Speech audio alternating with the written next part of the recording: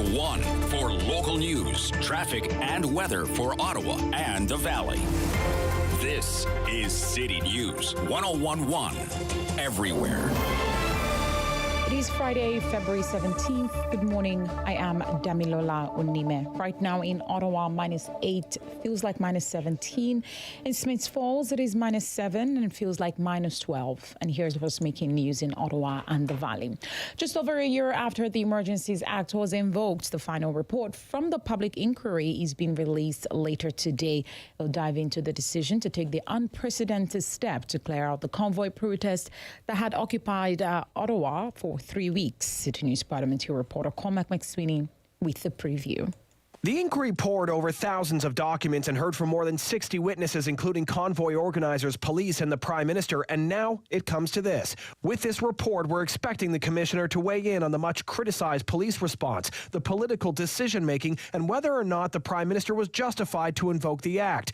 Conservative MP Glenn Mott says regardless of the findings, his mind is made up. There's no evidence to support the government met the threshold to invoke the Emergencies Act. None.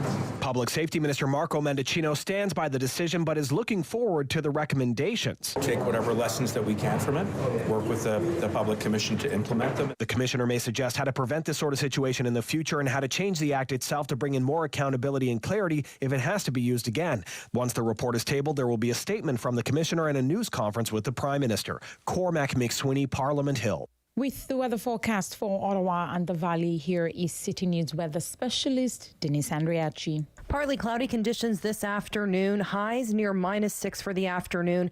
We hit the guaranteed high of -3 this morning. We're down to -15 overnight, so pull that parka back out. You're going to need it. Sun and cloud Saturday near -1. The guaranteed high today, -3. City News time, 10:03. At noon, some healthcare groups and politicians will gather to protest private healthcare. They're demanding a fix to the ongoing hospital crisis. Private healthcare routinely extra bills or upsells and treatments to patients. They say private healthcare clinics will take professionals away from hospitals and the healthcare system will suffer for it. Now, the group will gather on the sidewalk at the intersection of Saint Laurent and Industrial. And dentists from the region and the provincial capital will also take to the streets at noon. They're calling on the National Dental Board to stop what it calls the unfair practice when it comes to licensing internationally trained dentists. The protest is set for the National Examination Board of Canada office at 340 Albert Street. I am Damilola Onime. For News Anytime, follow up online at ottawa.citynews.ca. Connecting you and your community. This is the Sam Laprade Show on City News 101.1 FM and 1310 AM.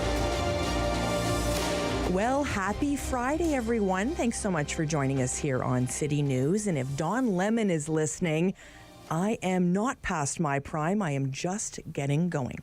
We wanted to share some exciting news today, of course. Today, February 17th. I've been waiting for this day for a very long time. Chris Neil has his number retired tonight. And we chatted with Chris about a month ago, and here's what he had to say. It truly is an honor, and wouldn't have been able to do it without you guys, so supporting me, so thank you. You know, you guys were a big part of it, so kept me driving and going in the right direction, so thank you. Yeah, and to see all the group that's still around and still believes in the team like I do, and it's you can't say enough. You coming back on board and the stuff we've done in the community. That's first and foremost, and that's something I know you and me are both very proud of. So. An emotional Chris Neil there, and that was the day that he found out his number would be retired. He's been waiting for this day for a very long time as well. I'm heading to the game. I am so excited. I'll be the one with the box of Kleenex. I'm so excited about this night. If you're not aware, you're heading to the game. A lot of this starts early, so you'll want to be prepared for that. And of course, with the traffic conditions and the weather, you'll want to be ready for that as well. So we wanted to give you all that good news. Look forward to a big night at CTC. We wanted to spend some time today with Laura Shantz from Ottawa Transit Riders. Hi, Laura. Good morning. Laura, when you head to the Canadian Tire Centre, do you take transit? I have in the past.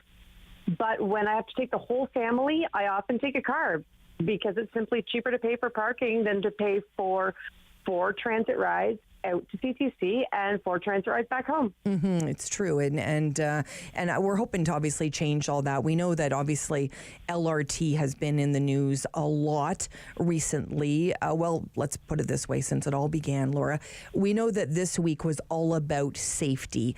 Talk to me a little bit about your thoughts regarding the report regarding safety from the LRT. You know, it was really interesting this week. I read the Transportation Safety Review Board report, and what I heard there was that there are some real significant concerns about safety. And then I read the memo from Renée Almecar, and her report painted it a little bit differently to me. So what I heard there was that, you know, these concerns aren't as big of a deal. We're going to do regular maintenance, and that's good enough. And I'm kind of struck by the difference between those two. My question becomes, are we just going to do this regular maintenance, this really speedy changing out of parts, hundreds of thousands of kilometers before we're supposed to need to for the next 26 years? It does seem a bit ridiculous. I mean, it's not sustainable, Laura. Exactly. We're looking at a system. We were promised that we were going to get hundreds of thousands, close to 1 million kilometers of use out of some of these parts. And now we're being told, 150, 175,000 kilometers, and they're done. And, you know, we heard from Renée Almecar yesterday. Here's what she had to say. Our engineering team and a group of outside experts to determine the root cause of the issues with the axle hub assembly. Once the root cause analysis is complete, we will be able to determine and implement a permanent solution.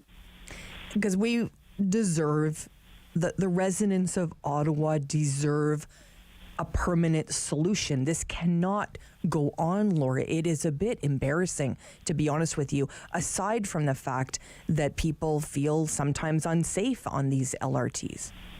Absolutely. People deserve something permanent. We need to know as soon as possible what this plan is to make the system one that people feel confident about. Because right now, as you say, there's a lot of people who don't feel good about taking the train.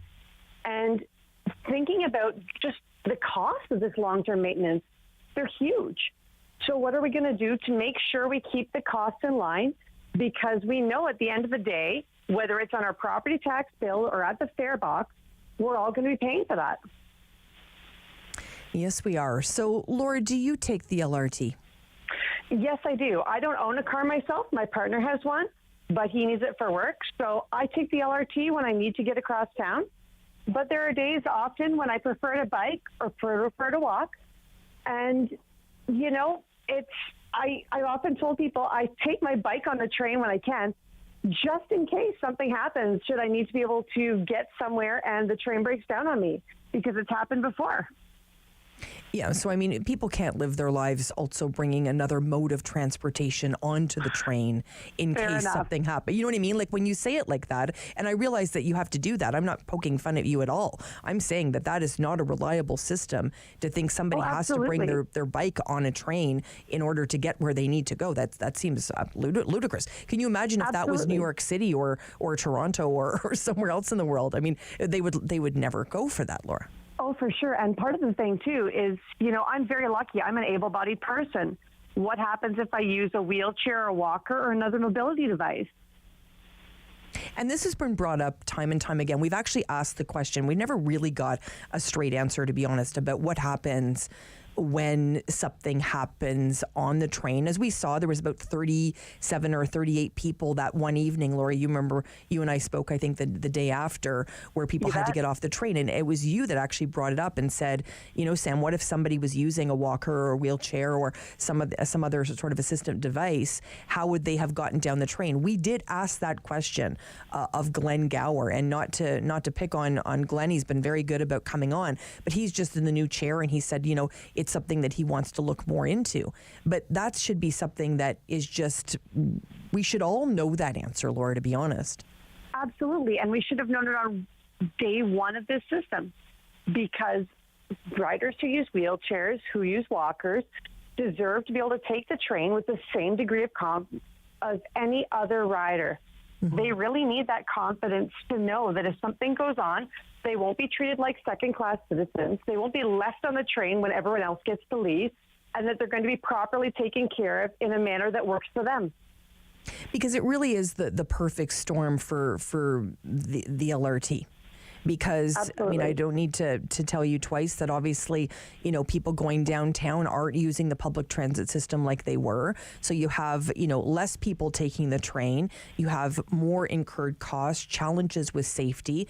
And so it really, when we're trying to encourage people to take the train and really revitalize that downtown, at the same time, coming out and sort of saying that there's all these safety issues. Now, Renee really did try to reassure residents and say she takes the train herself. I'm on the train. She said, I was on the train today. Is that reassuring for you? I'm glad she is taking it. I'm glad she's seeing what the real user experience is like. And that is helpful, I think, for the general public to see people taking it.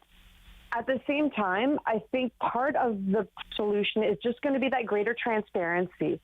When we start hearing all the communications clearly and upfront, when we start hearing the plans for permanent fixes, when we start hearing the answers, because what the Transportation Safety Board report showed us was that there are a lot of problems.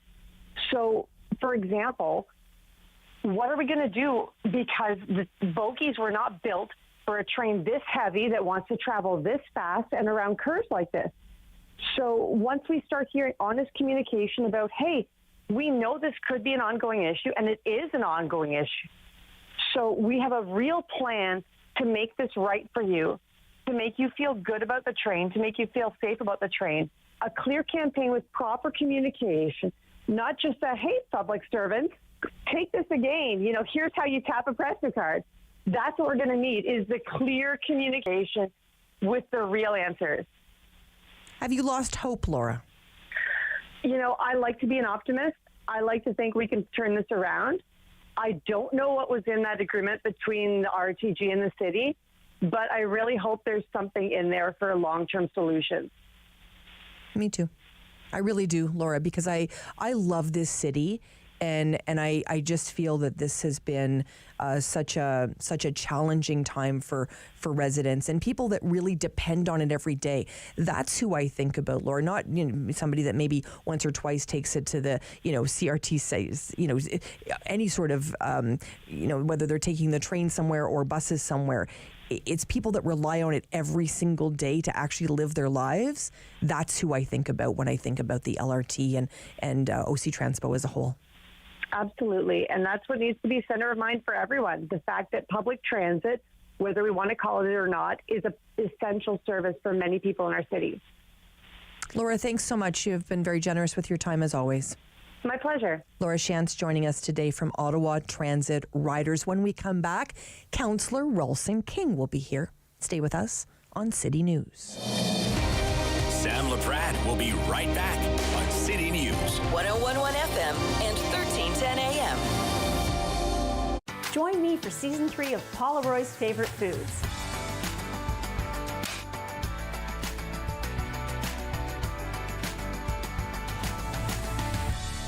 Whew, that was a lot. I think I need a nap. Hi, I'm Justice. And I'm Nia. And we believe dreams fuel revolutions. That's why we're engaging with Canadian icons and the causes they support. Join us for these inspiring conversations and find out how you can be revolutionary. Today, I helped a parent feed their family by connecting them to a food program. Today, I helped someone connect with mental health supports. Today, I helped a couple struggling to pay their bills access financial aid. Every day, 211 navigators connect Canadians to critical government and community programs and services. 211. Help starts here. My name is Matthew Rutledge. I'm a 60 Scoop survivor, born in Red Lake. Was adopted from there to Toronto at the age of 4. A lot of our brothers and sisters, family members got separated from each other. That was the government's goal, to break that connection from brothers and sisters. Basically taking the Indian out of the child. Right now, they're still trying to find themselves. Originally, my birth name is Harvey Halverson. In my high school days, teens, I was trying to fit into society. I knew I was First Nations, but I didn't know who I was inside. I think later in life, I started that journey. I am proud, Nishnawbe man, who I am now. I love life, who I am.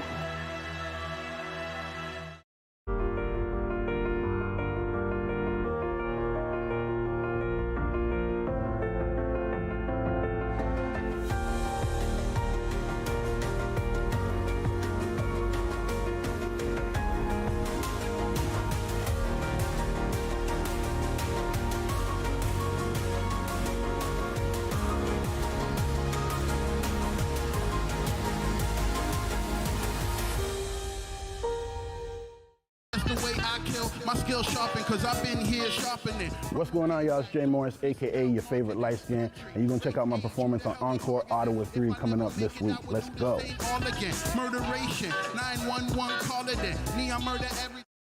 Play 4 games of bingo from the comfort of your own home each Monday at 7 p.m. for your chance to win money from our $2,000 regular bingo or $5,000 super bingo night. Kiwanis TV Bingo, Mondays at 7 p.m. on Rogers TV.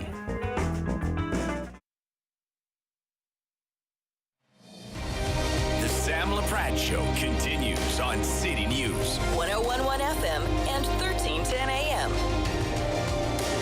Well, there is a deadline looming, and Councillor Rolson King is making sure that the City of Ottawa is on this deadline, and he is, of course, from Rideau Rockcliffe Ward. Hello. Good morning, Councillor. Good morning. Councillor, let's talk a little bit about the heritage buildings in this community. We know Bill 23 has come down with some of this sort of notion that by the end of 2024, the buildings that are declared heritage have to be designated, or they lose that status for, I understand, about 5 years. That's absolutely correct. So Bill 23 includes changes to the Ontario Heritage Act that will require the city to be more agile to protect its heritage resources. And so the changes came into effect at January 1st. And you're absolutely correct. There's an introduction of a 2-year timeline on listed properties. And if they're not designated within 2 years, they must be removed from the register, and they cannot be relisted for 5 years. And the challenge for us is that we have over 4,600 properties on the register. So this creates a tremendous amount of work for staff. Really an untenable situation. It's impossible for staff to obviously protect all of those properties. So it puts us into a challenging situation.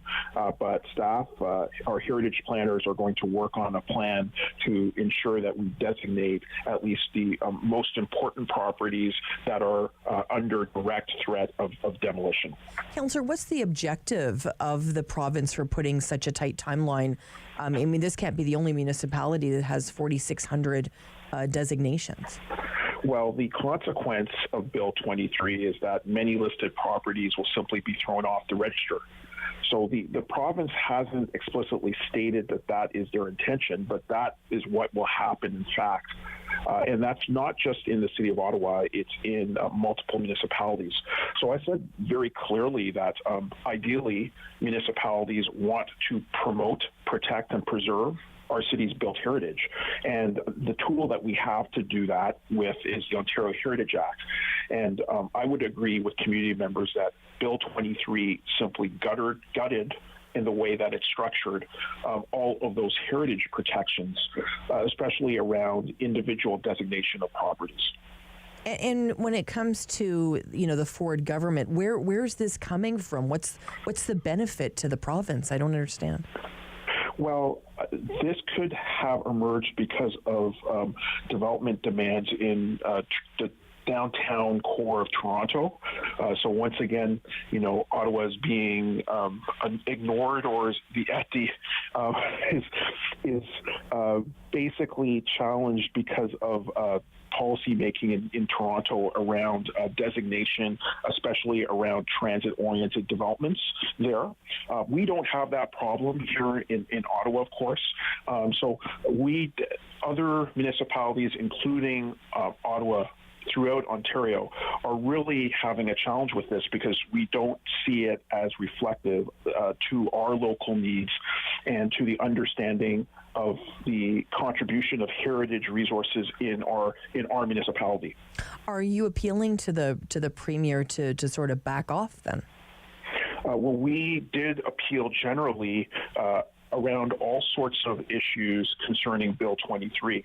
And the challenge, of course, was that this legislation was introduced and passed without the capacity for meaningful input from either the community or from the municipality itself. So if we look at the way it was implemented, it literally came into force and effect right after city councils throughout Ontario were sworn in, right after Election Day.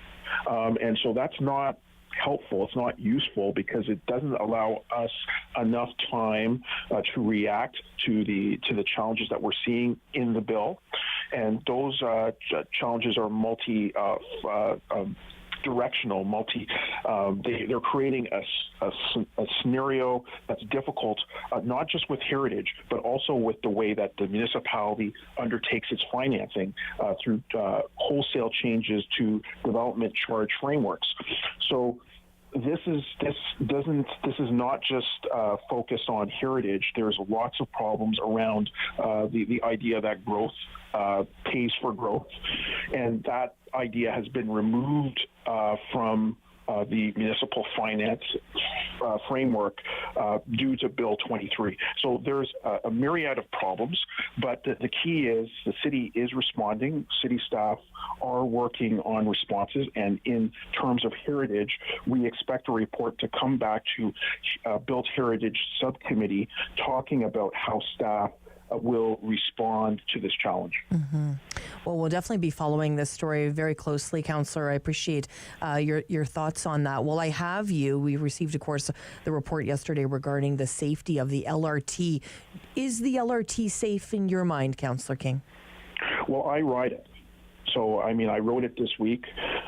We have to ensure that we are continuously reviewing safety measures. So I brought inquiries around the use of the emergency intercom button. I think it's important for the council to always be making inquiries about the safety of the system. And we're going to continue to do that. I know that these are questions that are going to be asked at the new subcommittee concerning LRT that will report directly to council.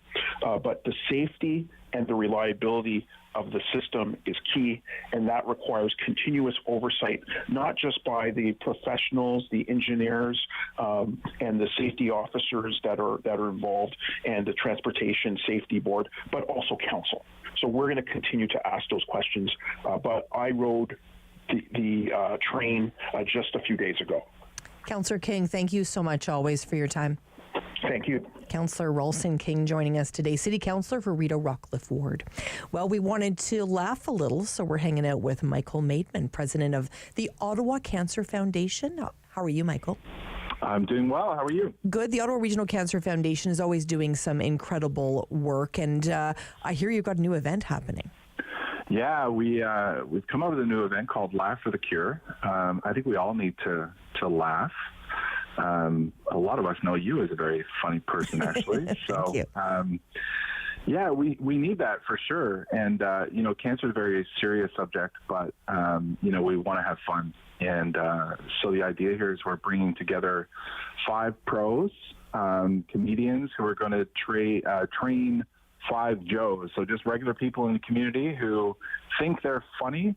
They're going to do some work with some professional comedians, and March 28th, we're going to bring it all together with Sean Majunder, and he's going to be our headliner that night, and we're going to have our pros and our Joes, their trainees, have a fun night and raise some money for the Cancer Foundation. Honestly, it's such a unique event. It's so different. And you guys do this really well. I mean, you do a Fight for the Cure. That's always a premier event in this city. I expect Laugh for the Cure to be the exact same thing. You just launched the event. Tickets go on sale. How can we get them, Michael? Yeah, laughforthecure.ca is where you can get tickets. We're holding it at the NEC on March 28th. So it's going to be a really fun night, and it's going to support the newly launched Community Cancer Hub. And we provide some really practical, meaningful support to cancer patients in the community. It's going to support that program. It's so important, Michael, because I think, through the pandemic, cancer didn't stop. And I can't tell you how many people I know over the last 3 years that have either been diagnosed or really battled with cancer. And I think it's a reminder to all of us that, COVID-19 took a lot of attention away from us, but cancer, unfortunately, did not go away. No, and in some ways it actually got worse because, we didn't go into hospitals. We didn't do screening programs. We didn't go to the regular appointments with our doctors. And so, we saw oncologists during the pandemic use terms like stage migration, where, screening may have caught somebody at a stage 1, but now they're being diagnosed as a stage 3 or a stage 4.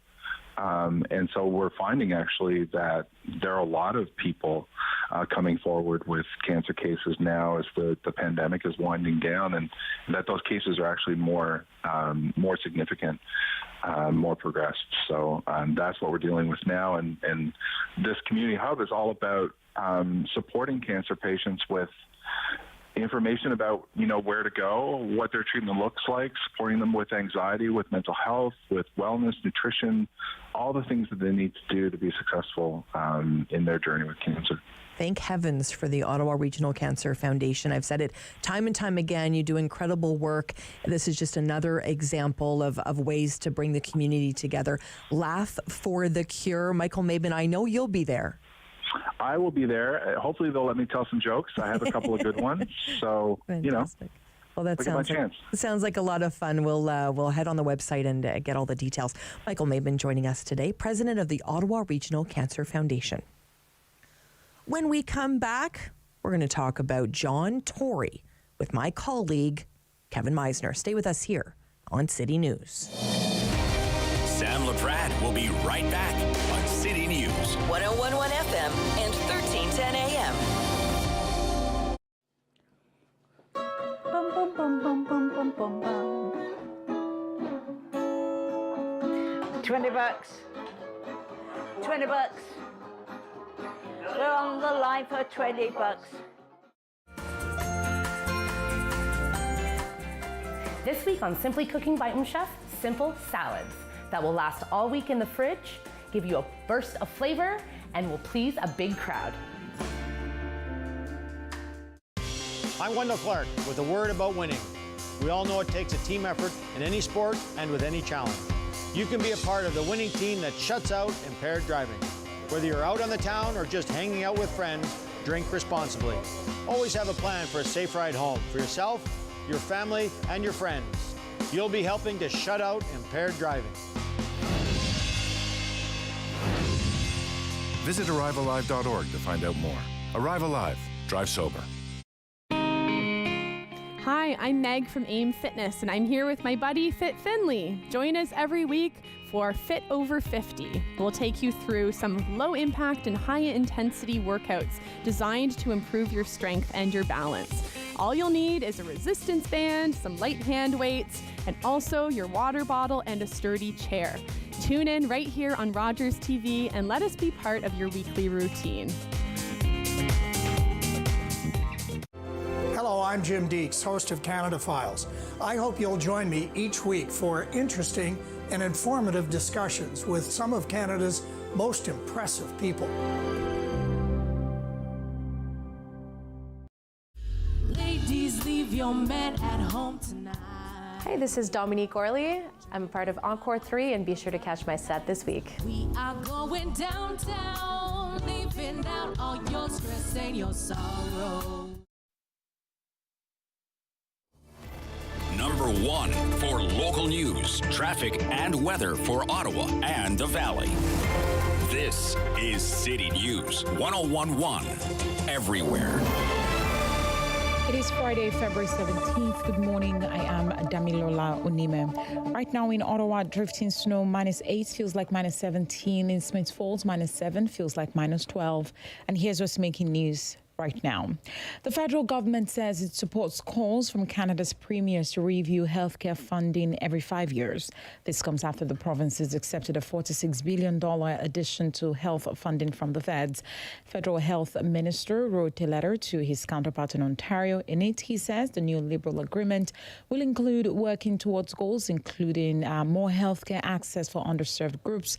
The letter to Sylvia Jones also asked Ontario's provincial government to provide an action plan for how new federal money will be spent and how they'll track the progress. The Rogers-Shaw deal has been postponed again. This time, Rogers-Shaw, Quebecer, say they will have a deal by the end of March. The companies were supposed to have a deal in place today, but it hinges on the decision of the federal industry minister, who said earlier this week he is not bound by whatever dates the companies have decided upon. Rogers is the parent company of this radio station. And the Sens will retire Chris Neal's number 25 at a special ceremony tonight at the CTC. It is scheduled for 6 p.m. So if you want to catch it, you are asked to show up a little earlier than usual.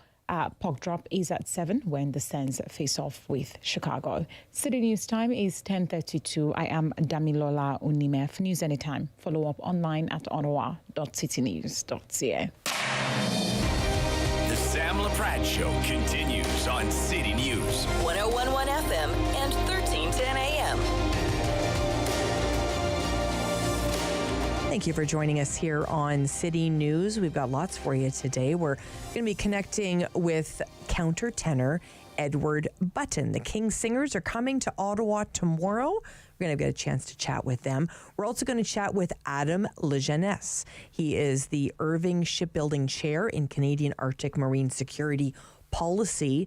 We know that there have been a number of things flying in the air that have caused a lot of concern. We're going to be speaking with him about that. And our web editor here at City News, Anil Jolly, is going to join us. He's my colleague, and he's going to talk about lots of things that have happened in the news this week. We know we're waiting for that convoy report, the report regarding the Emergencies Act, to come down today in about 90 minutes. So our news team is getting ready for that. I'm very happy to welcome to the show my colleague, Kevin Meisner. Hi, Kevin. Hi, Sam. How you doing? I'm fantastic. Kevin, of course, City News Toronto reporter. This time last week, Mayor John Tory didn't seem to have a care in the world. That changed last Friday night. Take us from last Friday night to today, Kevin. Yeah, absolutely stunning moment a week ago today. It was, a lot of people had essentially packed up for their weekend. I was at home enjoying an evening with my family when suddenly my phone blew up, like a lot of people did, and we got the early notification that the mayor was going to be speaking. Everybody needs to get over to City Hall quickly. Then the rumor mill started to spread that perhaps the mayor was going to be stepping down, and of course the Toronto Star was out with a report saying that the mayor had an affair with a staff member, a younger staff member, who is now no longer a staff member, had moved on to another job. But he was admitting to this infidelity, and he did that. He spoke to the media, just stunned reporters. Who I was speaking to one reporter with the CBC, and he was telling me that after that statement by the mayor, many of the reporters were so shocked they couldn't think of a question to ask him as he was leaving. Wow. So they just stood there in stunned silence after the mayor admitted to an affair. Just totally out of character for this particular mayor, a mayor who is known for kind of a bland and steady leadership. And, he had a nickname here at Toronto City Hall of No Story Tory. Just the fact that he admitted to an infidelity, perhaps his family and his closest allies incredibly disappointed. And here we are with an official resignation and him following through on that resignation. And of course, it's been a week of drama here at Toronto City Hall. It certainly has, Kevin, because, when he showed up on Monday wanting to get this budget passed, a lot of eyebrows raised. Well, we thought you resigned. So that was an interesting time as well, because a lot of councillors sort of coming out talking about that. I'm hoping that everybody had, the residents of Toronto, top of mind in terms of that budget, because it's not a small tax increase. So, the fact that this budget passed was really important, not only for the city of Toronto, but the residents as a whole. Yeah, and that budget, we have to remember, a lot of it is still, there are budget holes. There's a $1 billion hole in that budget still that has to be filled potentially by the provincial and or federal governments. They're going to have to step in.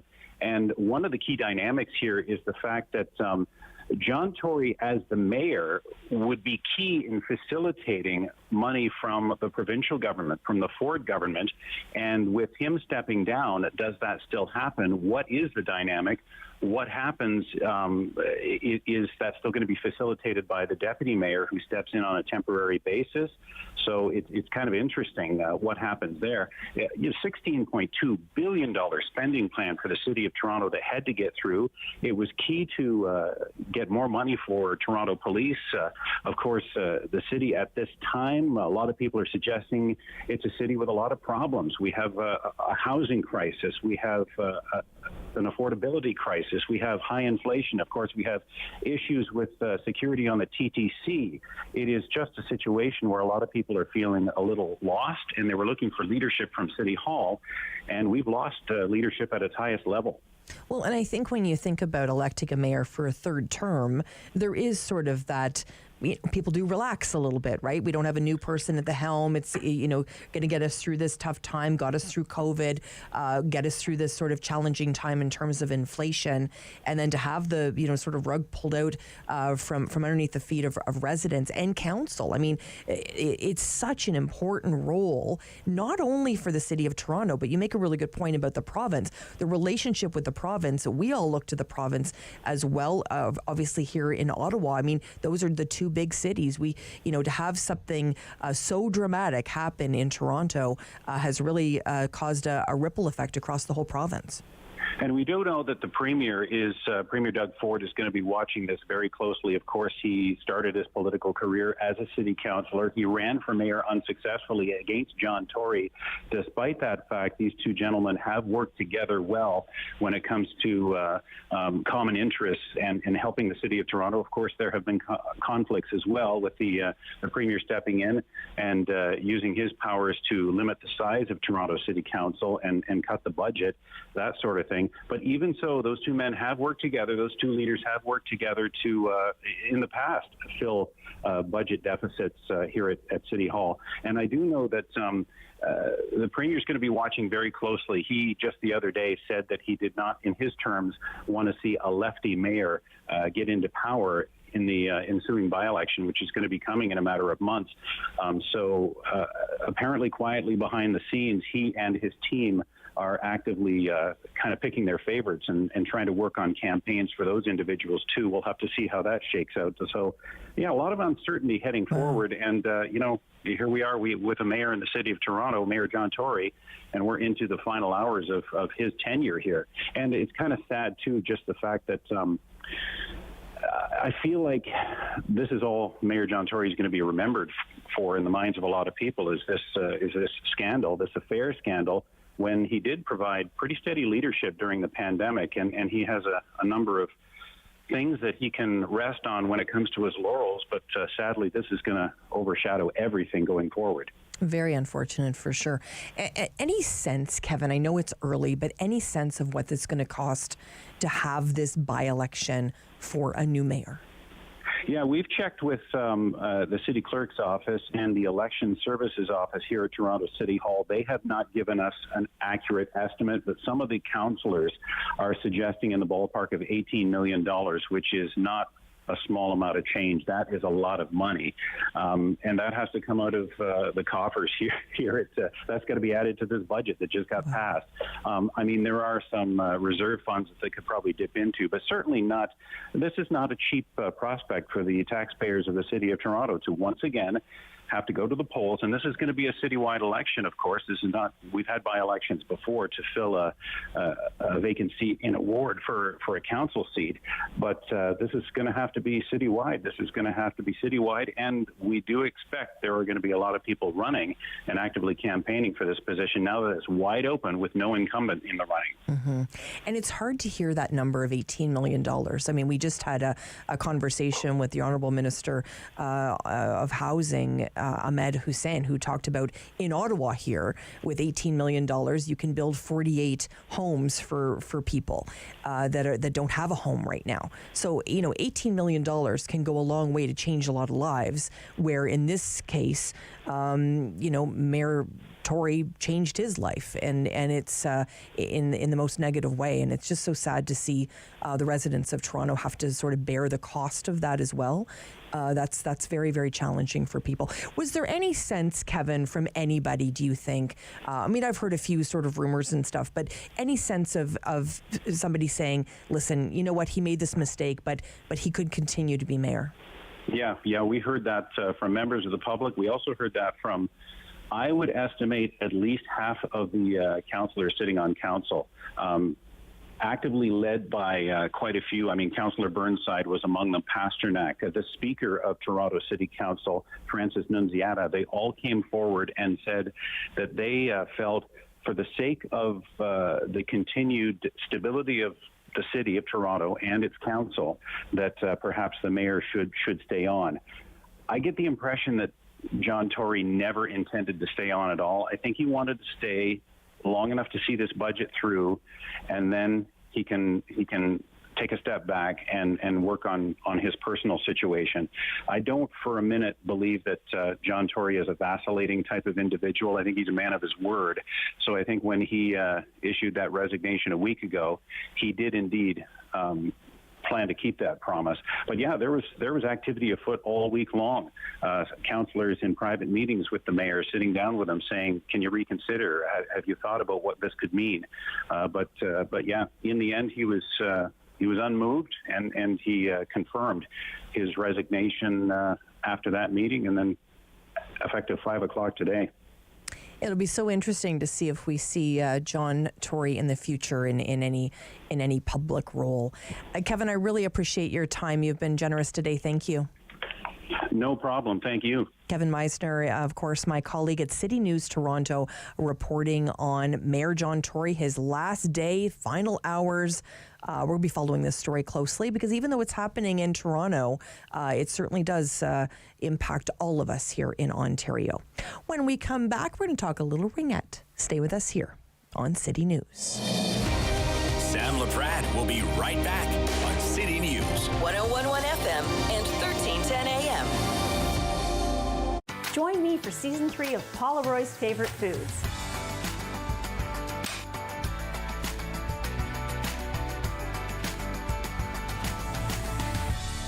Whew, that was a lot. I think I need a nap. Hi, I'm Justice. And I'm Nia. And we believe dreams fuel revolutions. That's why we're engaging with Canadian icons and the causes they support. Join us for these inspiring conversations and find out how you can be revolutionary.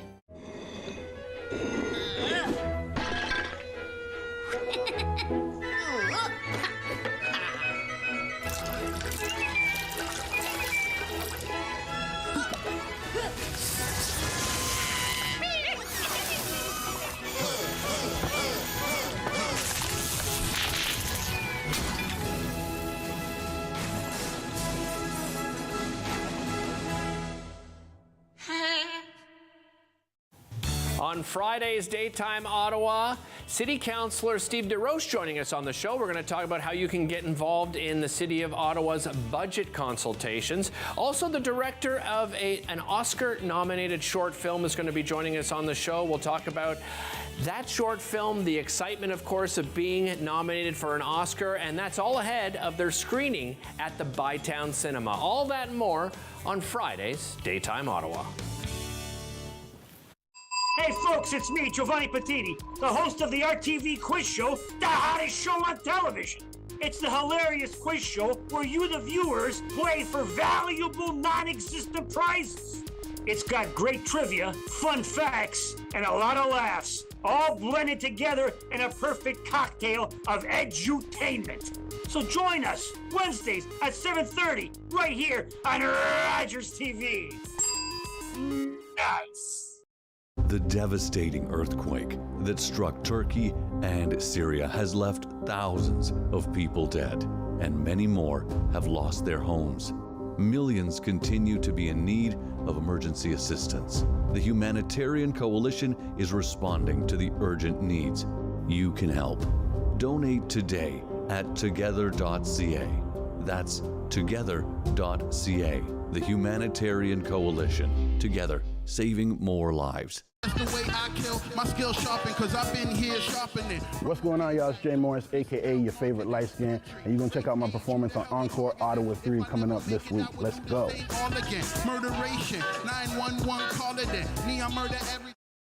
Play 4 games of bingo from the comfort of your own home each Monday at 7 p.m. for your chance to win money from our $2,000 regular bingo or $5,000 super bingo night. Kiwanis TV Bingo, Mondays at 7 p.m. on Rogers TV.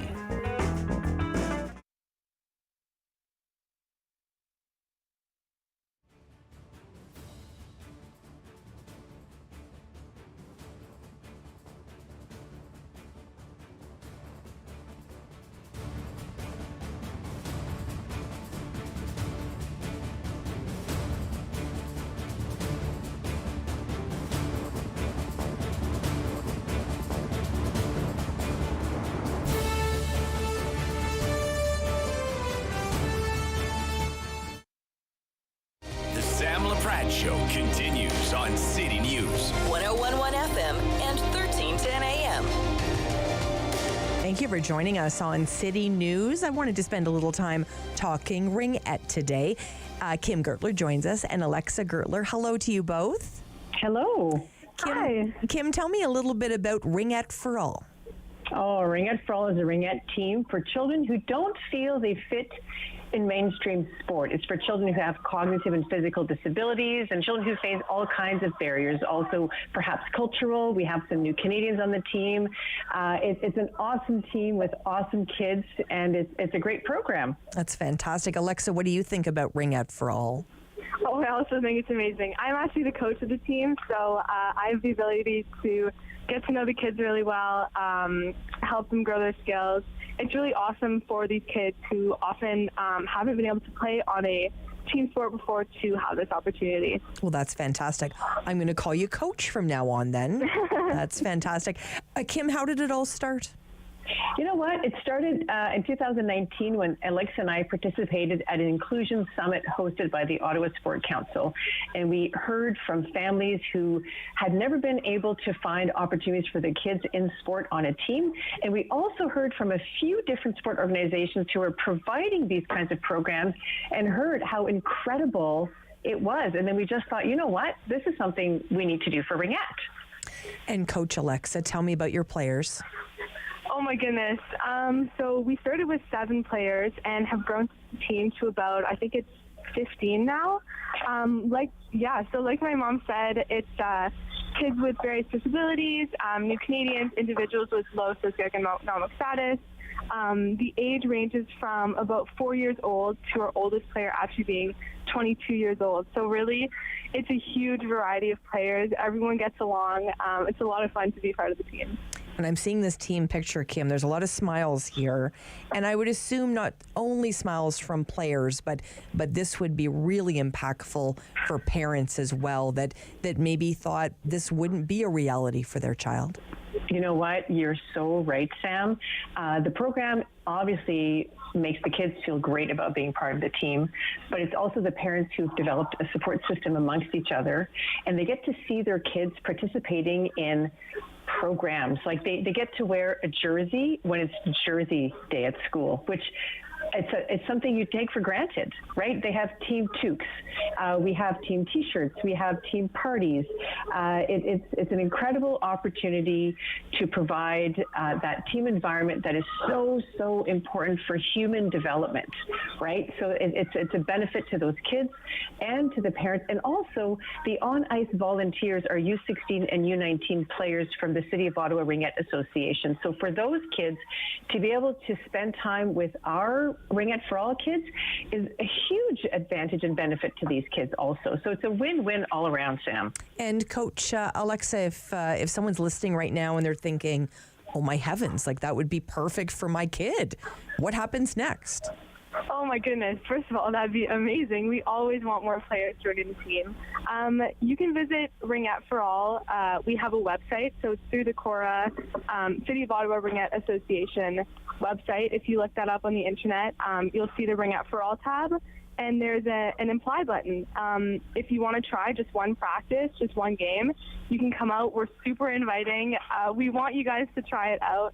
So if that's something that someone out there thinks could be exciting for them or for their kid, please reach out, and we will accommodate whatever is needed. And speaking about proud parents, Kim, when you hear your daughter Alexa talk about Ringette for All, what does it do to your heart? Oh, well, it's, as you can tell, it's pretty exciting. Alexa and I have been Ringette for all of her life. I've been her coach for the last 10 years at a competitive level. And to be able to do this with Alexa is like a dream come true. It's amazing. And Coach, to do it with your mom, what's that like? Oh, horrible. You know, I get to spend so many hours with her. No, I'm kidding. No, it's really great. Again, we've spent so many hours in the rink now that it's just so much more special now that I had to quit Ringette, and we get this time together now is really great. Mm-hmm. And what does it take to make it happen, Kim? What I know about sport for kids is, you know, it's not a cheap adventure, but the rewards are pretty big. What does it take to put this team on? Oh, well, you know, as you know, because we're in a rink, ice time is very expensive in Ottawa. So we need funds, and we are totally donation and supported by funding we get from various organizations. We have removed all barriers to participation. So registration fees are very low, or if families can't afford it, we waive that registration fee. We want anyone and everyone who wants to play to be part of the team.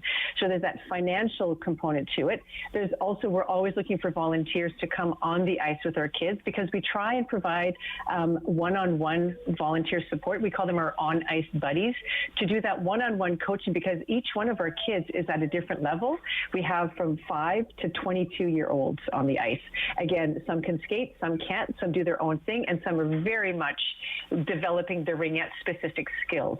So we're looking for funds, for volunteers, and we need to find participants. As Alexa said, I think right now, Alexa, our team is at 21 players, but I know there's other kids out there who would want to be part of our team, and we would love to welcome them in our team. So finding all those great kids out there is also not easy. And then it's time, but it's time that Alexa and I love spending together, whether we're practicing, coming up with practice plans, or coming up with social media posts, or writing these grant applications. We've got actually a team of volunteers helping us writing grant applications, which is a never-ending machine, actually, to get the money in to fund the program. So, sure. but it's so well spent. That's wonderful. And Alexa, last question to you. What's it like to be called coach? Oh my gosh, unreal. I always have dreamed of being a coach of some sort. I love teaching and stuff like that. And these kids are so incredibly special. Hearing them call me coach or asking me what the next practice is, what the next drill is actually unreal. I never thought that I'd be coaching a team. That's so awesome. Well, that's amazing. And I hope we have inspired someone today to give as well. Kim, are you accepting donations? Oh, we are. We totally are. If you go to our website, ottawaringette.on, .ca/RFA. There's a contact us button. And if you have any questions about donations or any type of support through secondhand equipment, please send us an email. Come visit the website. You'll see a great video. You'll see pictures of the kids in action. And hopefully somebody out there will join the team. Fantastic. Well, that was Coach Alexa Gertler with her mom, Kim Gertler. Thank you so much for talking about Ringette for All. Thank you so much. We wanted to spend some time today with countertenor Edward Button from the King Singers. Hi, Edward. How are you? Hello, Sam. I'm very well, thank you. How are you? It's lovely to spend time with you. You're coming to Ottawa. Are you in the capital already? We're not. We're currently in Toronto at the moment, and we're today heading to London, Ontario to do the third concert of this tour before we come to Ottawa. Well, that's exciting. And where are you playing tomorrow night? We are, actually, you know what? I'm just going to check this because I've got such a terrible memory with these things. Okay. That's okay. I'm just going to double check exactly the name of the venue. But well, I'll tell you, we're really excited you're coming. Yeah, go ahead. Yeah, we are so happy to be here. It's wonderful to be back in Canada after such a long time. The last time we were here, I think, was 2019, and I believe this set of 4 concerts has been postponed 2 times already. Wow. So it's wonderful to finally be here. Absolutely. And our producer, Noah, and his girlfriend are going. And it's going to be at Carleton Dominion Chalmers Center, which is on Cooper Street, which is a beautiful, beautiful venue. I love that venue. Absolutely. I haven't gorgeous. been there before, so I'm really excited to be here. And having just been in Kerner Hall in Toronto as well, we're being spoiled by with some amazing venues. For sure. You're going to walk in and you're going to go, yes, Sam said it was beautiful, and it is. So tell us about this tour. I understand there's been some challenges along the way. There have. So we started off in Georgia and then moved down to Florida and then we'd then come up to Canada. But in Florida, we had the sad news 2 hours before our show at Pensacola Christian College that it was going to be cancelled, as I said, at 2 hours' notice because of lifestyle concerns over certain members of the group. And this sort of thing has never happened to the group in the past. The cancellations have only been due to weather or, the Ukrainian war, for instance, stopped us going to Russia, obviously, and then obviously COVID, but nothing like this before. So it was a real shock. I'm so sorry to hear that. Has it impacted? It was very sad. Has it impacted the tour at all, or have you just sort of put that behind you? Well, it has in some ways. It's been difficult because we've been flooded with such wonderful positivity and love and kindness from so many people, which has hugely outweighed the negativity, which is absolutely wonderful. And so it has. It's been a distraction, but we hope that something positive has come out of this. That conversations are being opened up across the world and potentially even in the college itself, because we all, and me particularly, received many messages of support from people inside of the college who said we do not stand by the decision of the college. So there's clearly a lot of internal debate at Pensacola Christian College itself. But what has been wonderful is as soon as we got to Montreal, we just got back to our normal thing and did our concert. And I'll tell you what, it was absolutely wonderful to get back to rehearsing that day and to sing just a normal concert. And we didn't mention what had happened in the concert because we just wanted to keep doing what we do normally and not let it deter us. So it's been great to get back to it as we did in Montreal and Toronto. Well, I think you're going to be welcomed here in Ottawa with open arms. I hope you have a great performance and safe travels to the capital. Thank you. Countertenor Edward Button joining us today from the King Singers. We appreciate his time. We're going to take a short break for the news. Lock it in to City News. Sam Laprade will be right back on City News. 101.1 FM and 1310 AM. Bum, bum, bum, bum, bum, bum, bum, bum. $20. $20. We're on the line for $20. This week on Simply Cooking by Chef, simple salads that will last all week in the fridge, give you a burst of flavor, and will please a big crowd. For 25 years, you've been helping to make our roads safer by doing the right thing. You've been the designated driver, you've stayed over, called home, you've called a cab or a friend, and planned ahead. Let's keep doing the right thing. Support sober driving by getting yourself and your friends home safely. Do the right thing. Visit ArriveAlive.org to find out more. Arrive Alive. Drive sober.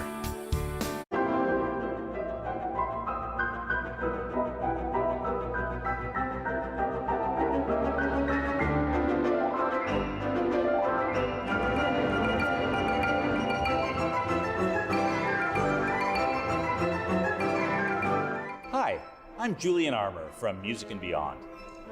Join us for a new show this spring on Rogers called Music and Beyond Presents. Hello, I'm Jim Deeks, host of Canada Files. I hope you'll join me each week for interesting and informative discussions with some of Canada's most impressive people. Ladies, leave your man at home tonight. Hey, this is Dominique Orley. I'm a part of Encore 3, and be sure to catch my set this week. We are going downtown, leaving out all your stress and your sorrow. Is City News. CIWW 1310 AM in Ottawa. And CJET 1011 FM in Smiths Falls and the Valley. Number 1 for local news, traffic, and weather for Ottawa and the Valley. This is City News 1011 everywhere. It is Friday, February 17th. Good morning. I am Damilola Onime. Right now in Ottawa, -8 feels like -17. In Smith Falls, it is -7, feels like -12. And here's what's making news in Ottawa and the Valley. Is climate change at fault for Ottawa still not having a skating season on the Rideau Canal? City News reporter Chris Curries has the details. It's looking less likely that the canal will be open at all this winter, and some have theorized it's due to our changing climate. And it's what some from Carleton University are researching, including Sean Kenny. Collecting data mostly is looking at the temperature within the ice column and also conductivities, and trying to understand the local effects of the weather patterns on ice formation and growth. The geomechanics professor tells City News it will help them build modeling patterns for future weather projections, and this would help the NCC with a more resilient ice cover and knowing the most effective ways to have the skyway open. It's a joint research project with the NCC, and they won't be able to gain too much data until the spring when they collect their sensors from the canal. Chris Curry, City News. With the weather forecast for Ottawa and the Valley, here is City News weather specialist Denise Andriachi. Active weather tapering off for the afternoon. Highs near -6 through the day, but we hit that guaranteed high of -3 this morning. Temperatures just continue to fall now, and we're down to -15 overnight. Sun and cloud near -1 for Saturday, mostly cloudy, +3 for Sunday. So we do see some ups and downs with the temperatures over the next week. Our overnight low tonight, -15. City News time, 11:02. It is a Family Day weekend in Ontario and the final weekend of Winterlude. The city and Ottawa police saying there will be increased police patrol in the downtown core to make sure any potential protests relating to the first year anniversary of the so-called Freedom Convoy has minimal effect on residents and businesses. Now, there's also a special parking restriction in effect until Monday in parts of the downtown core. The city says there will be a crackdown on things like unnecessary vehicle noise or sound systems, any construction of structures on city property, and public urination or defecation. You might say Toronto's outgoing mayor, John Tory, is leaving office with eggs on his face after admitting to an affair with a younger staffer. And cleaners had to be called in early this morning to clean the literal egg from his office window. John Tory is at his desk hours before his resignation takes effect. City News reporter Kevin Meisner is looking at Tory's final moments in office and how the race to replace him is shaping off. A man served up scrambled eggs to Mayor John Tory on his last day here at Toronto City Hall, raw and thrown against the mayor's office window from Nathan Phillips Square. A crew on a scissor lift quickly cleaning up the mess. same man was among the protesters physically removed from Wednesday's chaotic budget session. Tory will spend the rest of the day transferring power to Deputy Mayor Jennifer McKelvey, who says she will not be running in the by-election. Urbanist Gil Penalosa, who finished a distant second to Tory in last October's election, will be on the ballot. So I want to work for you. Veteran councillor and critic of Tory Josh Matlow is consulting with his family. But I also, need to recognize what my wife and my 10-year-old daughter want. Beach's East York councillor Brad Bradford, a key Tory ally on council, is considering the idea of running. The Toronto Star reports former three-term councillor Anna Bailau and former police chief Mark Saunders are possible contenders. At Toronto City Hall, Kevin Meisner, City News. I am Damilola Unime. For news anytime, follow up online at ottawa.citynews.ca. The Sam Laprade Show continues on City News. 101.1 FM and 1310 AM. Well, for the last couple of weeks, we've been looking high in the sky for all sorts of unidentified objects. We know some of them have been shot down by authorities. Adam Lejeunesse is joining us now from Irving Shipbuilding Chair in Canadian Arctic Marine Security Policy. How are you, Adam? Good. Thanks for having me. Adam, you've been working obviously in this type of work for a very long time. Does what's happened in the last number of weeks come as any surprise to you? It is a little bit of a surprise. Over the last, we'll say 20 years, give or take, you've seen Russian bombers buzzing by North American airspace, but they never actually enter airspace. They pop in and out of what are called air defense identification zones. But what is quite surprising about this first Chinese balloon, now the other three we're not quite sure what those are, but that first Chinese balloon floating right through Canadian and into American airspace, that's something different, and that's something new. And it's so interesting because you bring up a really good point that obviously the way that the world is situated, Canada, of course, being north of the United States, in many ways, different countries may use Canada as a bit of a highway to the United States. Do you think in this case there was anything that was being looked at in Canada, or was the primary target the USA? No, I think the primary target was the USA. There really isn't a lot of strategic value in the Arctic that either the Chinese in this case or even theoretically the Russians would really want to look at. The Americans have some priority air bases in Alaska. They've got some missile defense systems in Alaska. That's very important. But again, we know so little about this so far. It's all sort of guesswork at the moment, but it seems as though that first big Chinese balloon was kind of floating by the ICBM silos in Montana. So, that might have been of interest to them, but, we're kind of guessing at what they were trying to do at the moment. Mm-hmm. And it's so interesting when you first, certainly as a layperson, I haven't obviously been involved in anything in terms of security, but when I first heard about it, I thought it could be sort of a plot for a movie. I mean, it sounded a bit strange to people that haven't been paying attention. Do you think it was a bit of a wake-up call for people like myself who's just kind of going about our day-to-day business and don't really realize what's at stake here? Well, I think it is a wake-up call for, I'd say, average Canadians. And I can tell you that the folks in the Canadian military, U.S. military, NORAD, they have been keyed into this sort of thing for the last decade or 2 decades now. They were talking about things like this 10 years ago. So I think for the average person that doesn't really track developments in hypersonic weapons and cruise missiles, this is sort of a wake-up call just because it's so absurd. A giant balloon. I mean, I think if this was a drone doing the same thing, it might have a different effect. It might be more frightening, but here you've got this giant balloon, just the absurdity of it floating through probably really pushed it to the front page of the newspapers around the country, and sort of got people paying attention to what the generals have been paying attention to for quite some time. Mm-hmm.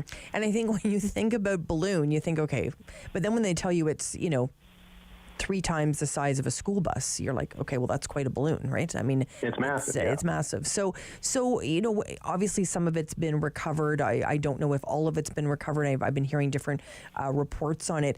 But what will happen? Do you have any understanding of what's actually going to happen when they get these pieces and try to sort of figure out what was happening there? No No, we don't know what's going to happen. I suspect, watching Chinese government posturing, the Chinese will demand it back. That's sort of the approach they're taking. The United States isn't going to give anything back for sure. The Americans, if they're feeling cheeky, may even invoice the Chinese for the missile that they sent. Oh. The Chinese did something similar when the Americans crash landed a plane in Hainan Island years ago. And not a missile, but there was some damage to a Chinese aircraft involved in a collision. So I think you're looking at a bit of posturing as the Chinese try and save face, as they try and pretend as though this is nothing to see here. This is a very normal incident, as though violation of American airspace isn't a big deal. I think you're also going to see a lot of Chinese real or fictitious talk about American violations of their airspace. Bit of a whataboutism, a bit of a, the Americans are doing it to us as a way of shifting attention and changing the narrative. But I think you're going to look at a lot of posturing for the next couple months, even before we figure out, before the Americans release what exactly it is they found. Mm-hmm. And I think because, basically no one in the world trusts Putin. Is there anything in terms of Russia here, or is this all to do with China? Is there anything we should be thinking about in terms of Russia? Well, the last 20 years, when NORAD thinks about Arctic security, it thinks Russia, not China. And of course, apart from this globe-trotting balloon, the Chinese don't actually have the same kind of assets that can interfere in the Canadian or North American Arctic as the Russians do. So the Chinese don't have fixed-wing aircraft that can travel that far reliably. So it really is a question of Russia when you're talking about kinetic effects, when you're talking about actual potential warfighting capability. So it is Russia that NORAD has been looking at. We're not seeing a significant increase in Russian activity in the Arctic over the last year. Now, a big part of that is the Russian military is so busy being destroyed in Ukraine. Russian strategic bombers are being used against Ukrainian infrastructure. The Russians have stripped the Arctic of soldiers, of missiles, of equipment. Big chunks of high-end forces and weapon systems are now being deployed to Ukraine, where they're being destroyed. So that's good news for us, that the Russians are stripping those bases and those facilities. But what happens after the Ukraine? We don't quite know. The Russians have made it very clear that the Arctic is still a priority. And of course, the Russian Navy, which is largely based in the Arctic, has not been heavily involved in Ukraine. And so that's still a force in being. Really interesting. And relations between Canada and China have been a bit tenuous lately. Obviously, relations between the U.S. and China. How will this affect those relationships? What, for instance, do you see happening there? Well, I think it's just going to further exacerbate the tensions that already exist. We saw the balloon canceled the Secretary of State's visit to China, which was meant to start to smooth over that some of the edges that exist in the Sino-American relationship. And I think the Chinese approach to this tells you a lot about how they want to proceed. So they were a little uncertain what to do at first. There was a very rare apology, a bit of an admission that, whoops, you got us. But then obviously there was a meeting held in Beijing, and then the messaging switched very, very quickly to, moderately apologetic to very hostile to the Americans are overreacting. This is a violation of Chinese property. This was obviously a civilian, et cetera, et cetera. So a big shift in the messaging that tells you the Chinese made a very conscious effort to be aggressive and defensive about this, rather than taking what I would have thought would be the easy road, which is, look, yeah, this is ours. It's off course. You're right to shoot it down, absolutely. Let's move on. I think the Chinese could have gone in that direction, but they chose not to. So interesting. And as the sort of the average Canadians, we learn about these balloons, the other flying objects that we've seen as well in the air. How should we educate ourselves aside from sort of getting this kind of news? Is there any sort of place you can direct us to say, you know what, if you want to learn a little bit more about this, so you're maybe, understand what Canadians are doing in terms of protecting Canada and the highway to the United States, where would you send us, Adam? Oh, well, there's not a lot of literature on the new balloons yet. In fact, we're not even quite sure what most of them were. But if you're interested in that, I would start reading up on an organization called NORAD, which has been defending the Canadian Arctic and the American Arctic and the avenues of approach into North America since the 1950s. Andrea Chiron's got a brand new book on that, just out, History of NORAD, which I can highly recommend. And I think if you're interested in learning about the defense of North America, that's a good place to start. Really appreciate your time today, Adam. Thank you so much for joining us.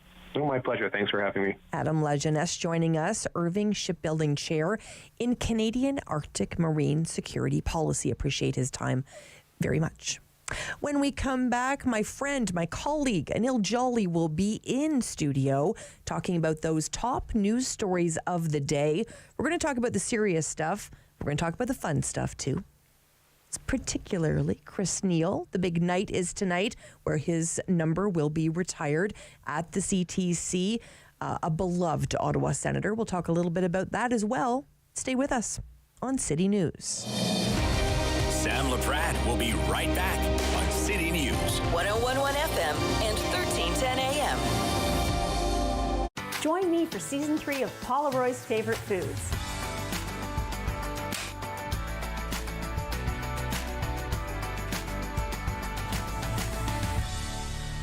That was a lot. I think I need a nap. Hi, I'm Justice. And I'm Nia. And we believe dreams fuel revolutions. That's why we're engaging with Canadian icons and the causes they support. Join us for these inspiring conversations and find out how you can be revolutionary. I did it. I need it. A hero gave it. And I am alive. As an organ donor, you can save up to 8 lives and enhance the lives of 75 others. Please go to our website. Pledge a gift of life. You'll be glad you did.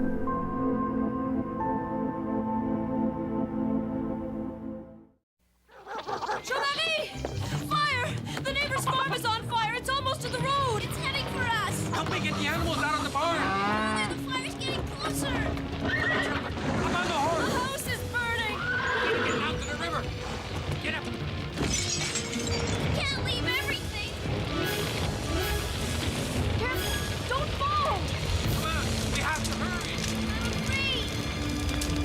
There's the river. We're going to make it. I can't swim. Yes, you can. Hurry. Hurry. You must get in. I can't. Watch out for sparks. His hair's on fire. Keep the hair wet. In May 1870, fires raged along the Saguenay River for more than 150 kilometers, destroying land and lives. One family survived by dousing themselves all night against the searing heat. One family, among the thousands whose resourcefulness and courage shaped the character of this land. Everyone loves a snow day, but less fortunate kids in Ottawa are missing out because they don't have a warm winter snowsuit. Help kids in need and have fun at the same time by joining the Snowsuit Fund's Snow Angel Challenge. Simply fall back in the snow, make a snow angel, and upload your photo or video to social media. The Snow Angel Challenge, a very cool way to help keep kids warm. Visit snowsuitfund.com to learn more and donate.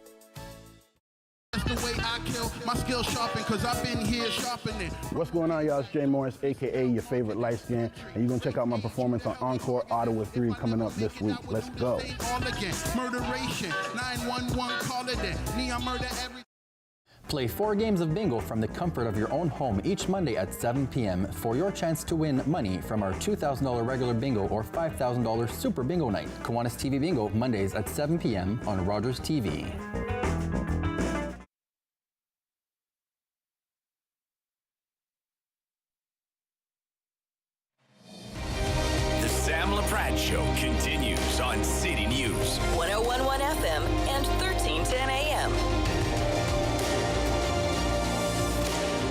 it's that time of the week, and Il Jolly is in studio, our City News web editor. Another busy week. Very busy, Sam. How are you? We keep you hopping here. Do. Keep me busy.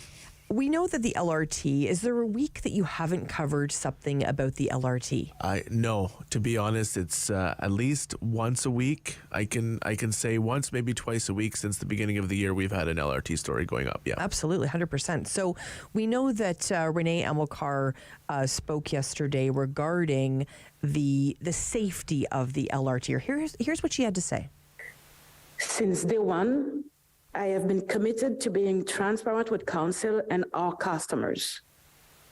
When we received the letter, we took the time to review it and then organize a meeting with RTG, Alstom, RTM, and TSB. We have thoroughly reviewed the letter and ensured that the enhanced system safety measures currently in place align with the TSB suggestions and this letter. I think you'd agree, Anil, this is the last thing that the City of Ottawa residents needed regarding the LRT, because there is a fear that it's not safe because of other things that have happened.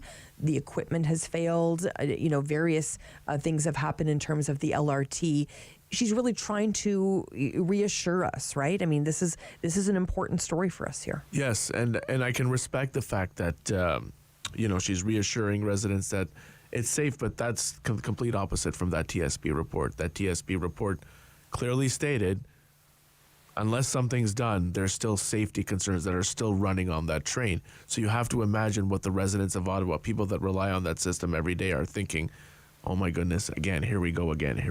It's week after week an issue with the LRT. Well, and I think that's the part that sort of really gets me in terms of people that literally need to use that to get to work every day. Like, they don't have a choice. They don't have a vehicle. That's where my heart goes when I hear stuff like this. And then on top of that, you have to think about what's going through their mind with all of these safety concerns that are coming out. The TSB report, everything that came out with the inquiry report. What needs to be done for people to have confidence in this system? This doesn't add another level of confidence. We keep going backwards and backwards and backwards as far as this LRT system is concerned. And until something is done from the political level or something between RTG and the city, I don't know how people are going to feel confident in the system. Mm-hmm. And the money, right? I mean, we can't keep doing a daily maintenance of this system. I mean, it's not sustainable. It's not sustainable for a $2.1 billion system. No. Wow. And we know that phase 2 is coming up. We were supposed to be very excited about how all this was going to work together. And then you add phase 3. It was supposed to be this amazing trifecta, was going to serve the whole city. There's a lot of residents, I think, if we could go back in time, they would say, don't give us an LRT. No. We couldn't have predicted what would happen with the LRT, the derailments, the wheel axle hubs. We could not have predicted that. But yeah, I mean, maybe looking back in time, people would be like, you know what? Maybe we can handle it. Maybe we can't handle it. Maybe the city isn't equipped to support an LRT system. And we also couldn't have predicted, obviously, the pandemic. No. Because the pandemic has been definitely a part of this story. Because in many ways, the system wasn't tested to its full capacity because for, let's call it 18 months, 2 years, the system wasn't being used. People were working from home. Right. So I do wonder sometimes, had it been given a full test, where would we be today? And not I'm not trying to fearmonger, but I mean, where would the system be? Would it be, performing better, worse? We don't know, Sam, to be honest. We don't know.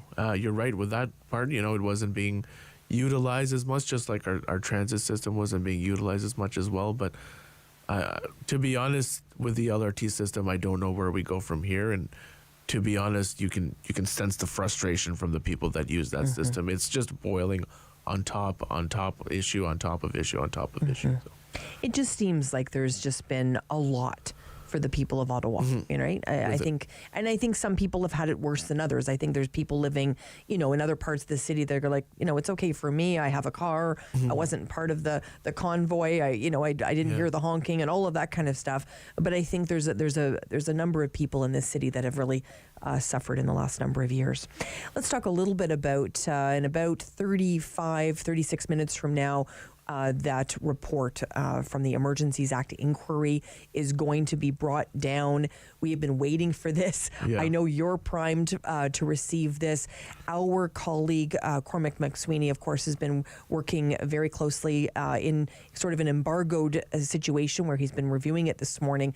So he'll be providing a lot of great detail today. It's going to be really interesting to see what comes out of this report. It's hard to imagine, though, too. It's been a year. Right. Wow. With the convoy and the invoking of the Emergencies Act, we know this week it happened a year ago. We had some people on the Parliament kind of, there gathering, but it will be very interesting. I think I think not just residents of Ottawa, but people across the country would like to see what this report brings, and was the federal government right in invoking the Emergencies Act. Absolutely. A lot of heavy subjects. Let's talk about something a little bit sweet. Of course, Chris Neil, my favorite, number 25. He is having his jersey retired tonight. Now, a month ago, I had the opportunity to have Chris Neil here on the show, and here's what he had to say.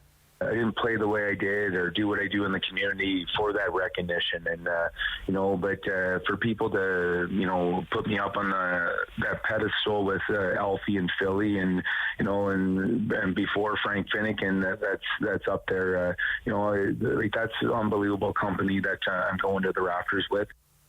And for a guy that was a real scrapper on the ice, he's a bit of a teddy bear. He's got a soft heart.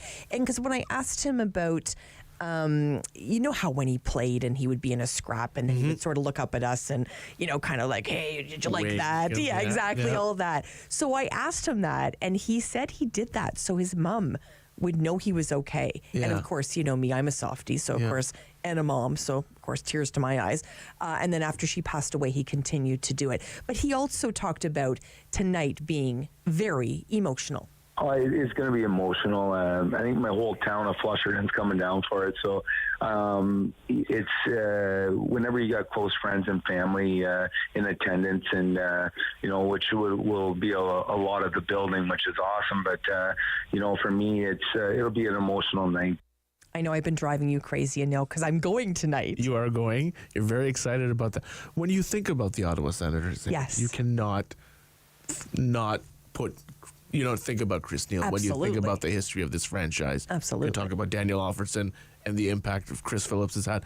But Chris Neil, when he was on the ice, he was that spark plug. Mm-hmm. He was that bundle of energy that got his team going, and he always engaged with the fans. Yeah.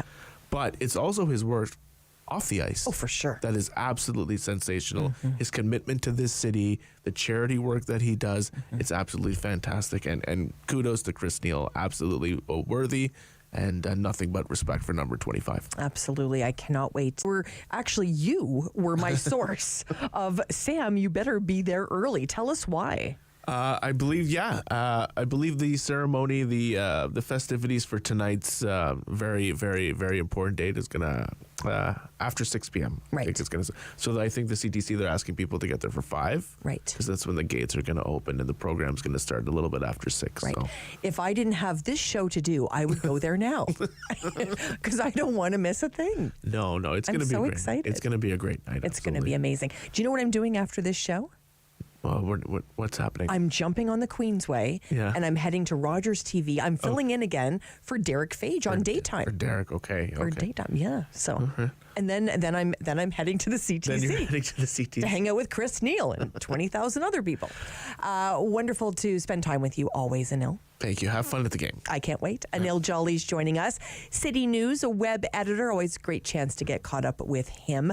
When we come back, we're going to have lots of topics for you, including Teresa Bailey's going to join us to talk about hockey from a whole other perspective.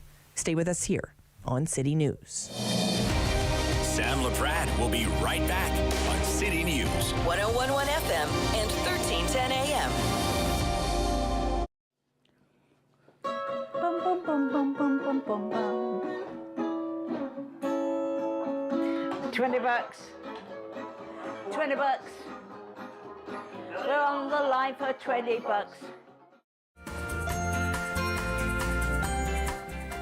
This week on Simply Cooking by Chef, simple salads that will last all week in the fridge, give you a burst of flavor, and will please a big crowd. Think it's okay to drive high? Think again. Drug-impaired driving is as illegal as drunk driving, and in Ontario, the penalties are the same. If police suspect you're driving under the influence of drugs of any kind, or a combination of drugs and alcohol, and you fail a roadside test, your license will be suspended immediately for up to 30 days. You'll pay a penalty of $198. And you can be charged with a criminal offense of impaired driving, the same as alcohol. Driving high is never okay. Do you have something to share? Let everyone know about your next meeting, your need for volunteers, or your fundraising event on the Rogers TV Community Billboard. Send us your words and we'll bring them to life on Rogers TV and rogerstv.com.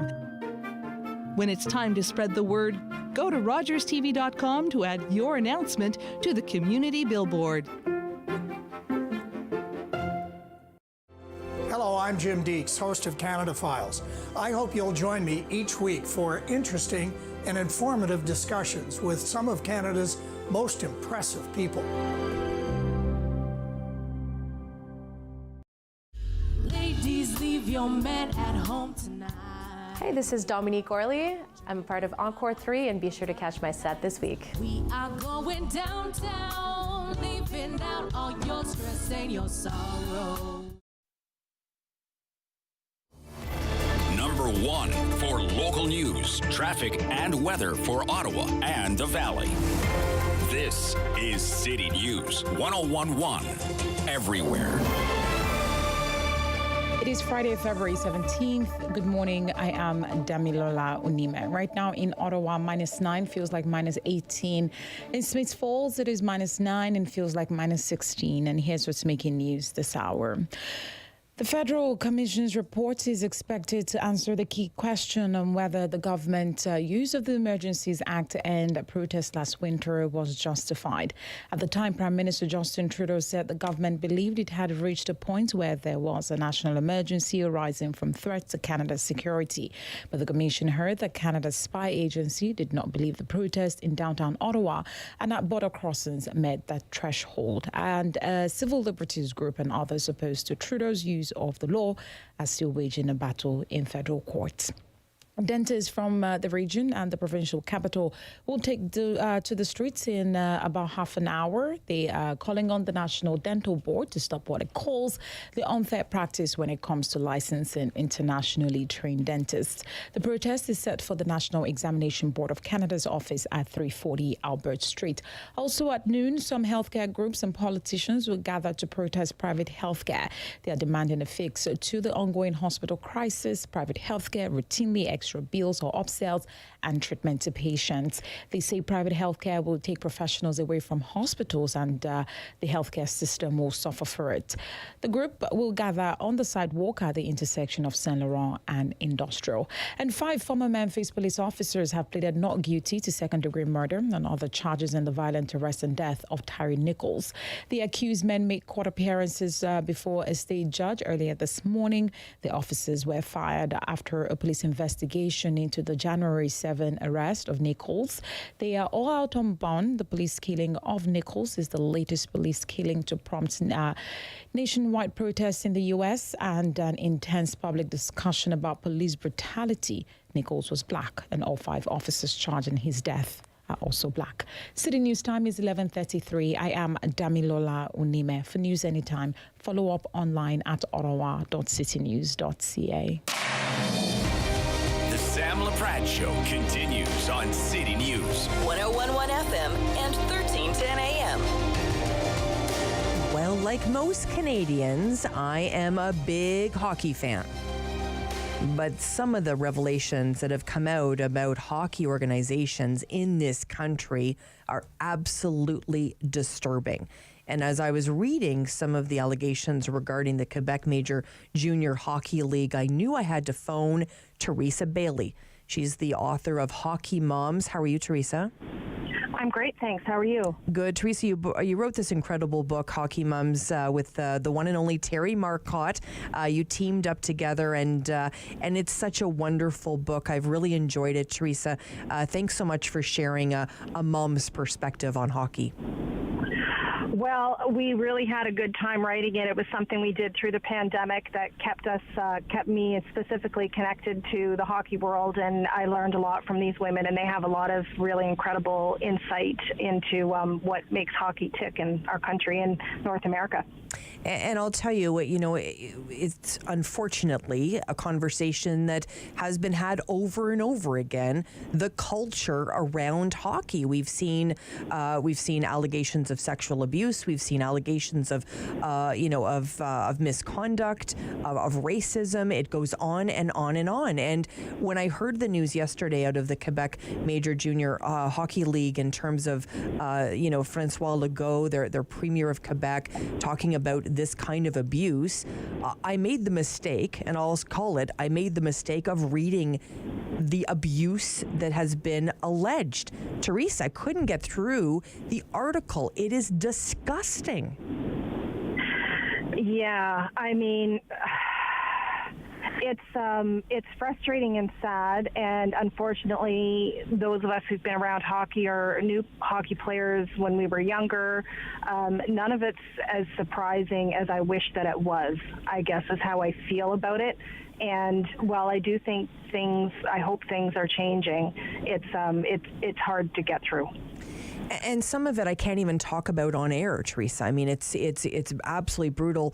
Everything from I hate the term, but hazing rituals, all of those types of things, and involving everything you could possibly imagine to degrade another human and cause and inflict not only emotional abuse but physical abuse, sexual abuse, emotional abuse on these young players.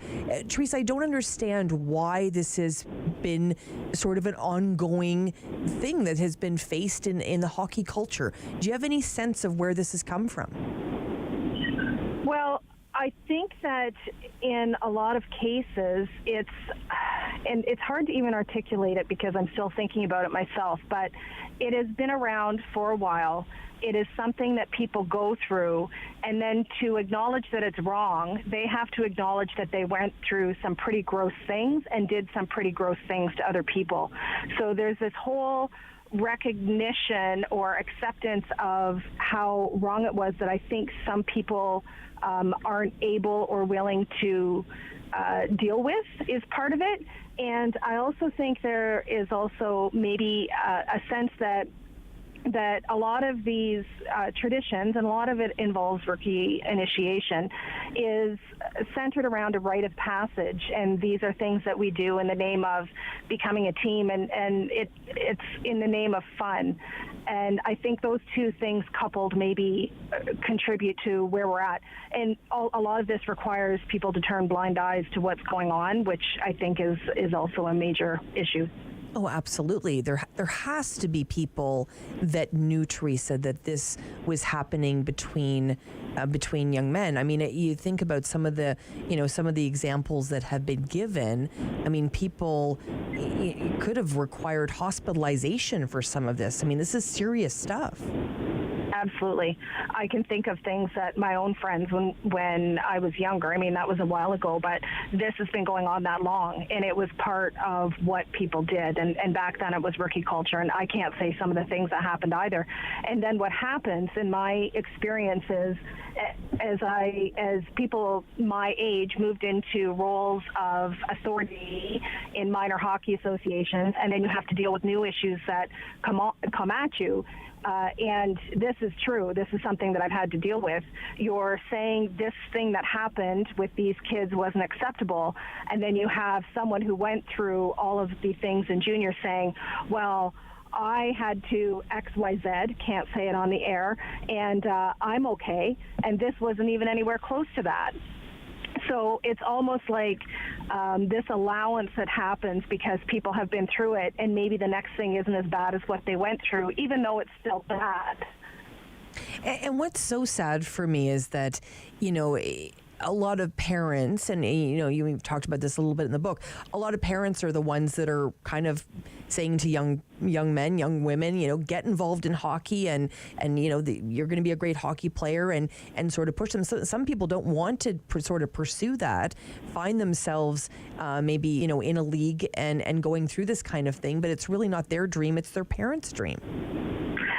Yes, I think that can be part of it, and I think the people who are around. I mean, there are different levels of hockey and different streams and rates of competition. So there's house league, and then there's AAA competitive hockey, where you would tend to find more of these things because there is more of a culture around this is what we do and this is what hockey players do, and in those roles would be some of the hardcore, in other areas too, but more often some of those parents who or coaches who enable it and encourage that mentality. I'm sure I will take some flack for that because there are lots of people who are not like that and who are really trying to change the culture.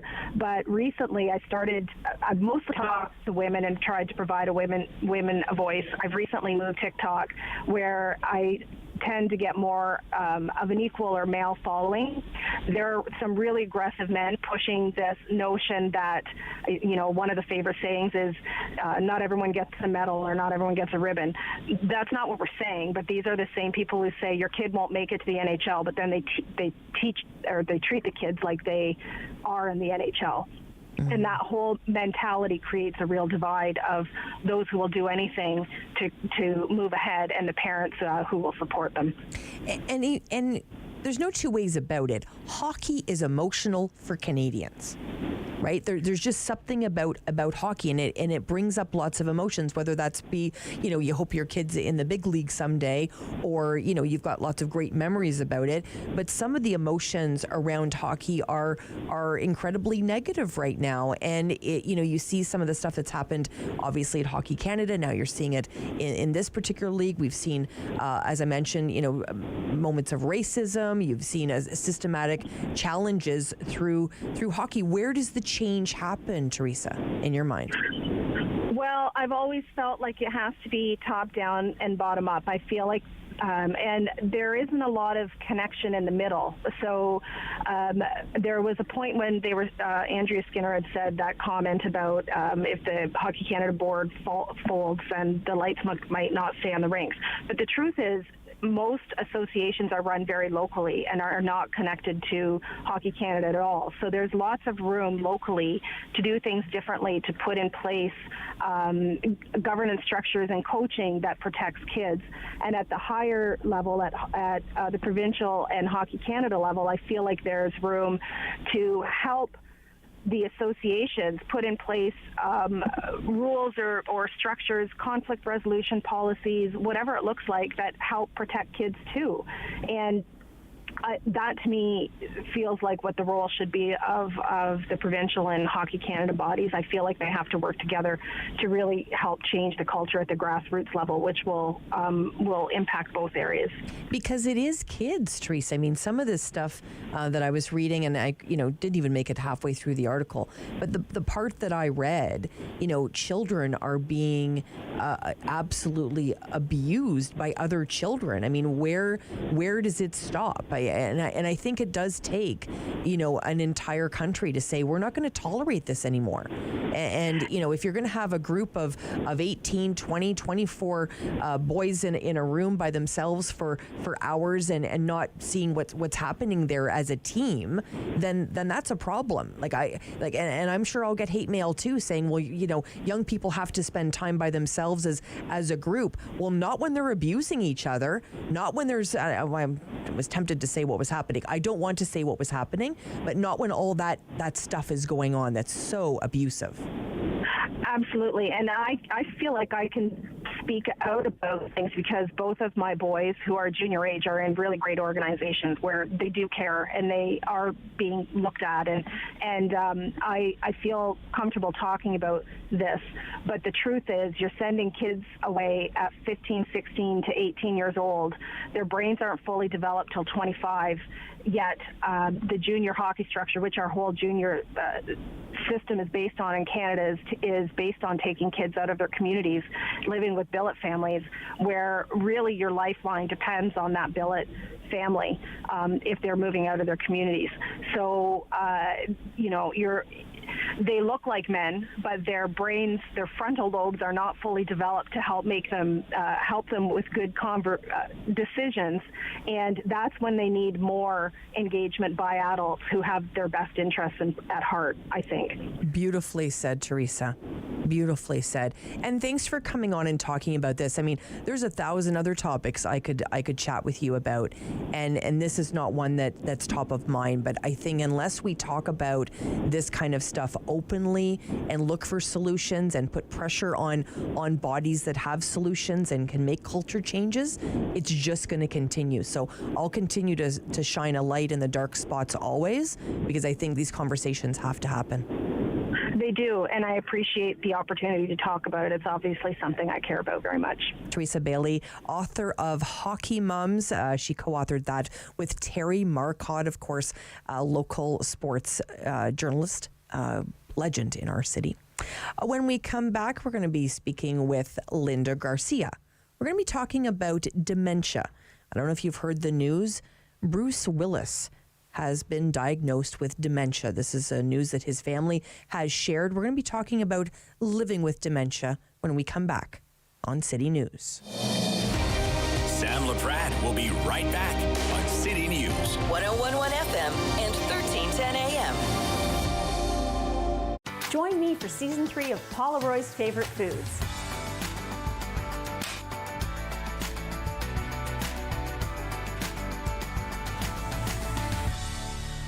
That was a lot. I think I need a nap.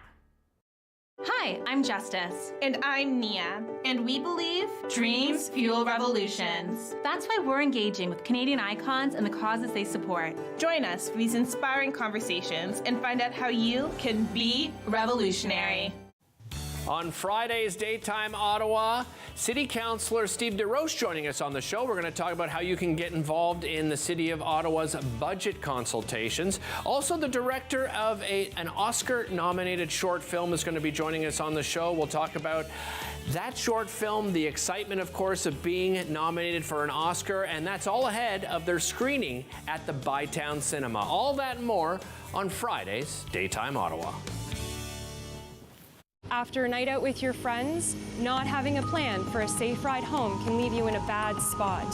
You could end up riding in a police car, an ambulance, or a hearse. These unplanned modes of transportation can be a costly choice and do not take you home. Your plan could include a designated driver, a taxi, or public transit. Drink responsibly, choose your ride, and have a plan for a safe ride home.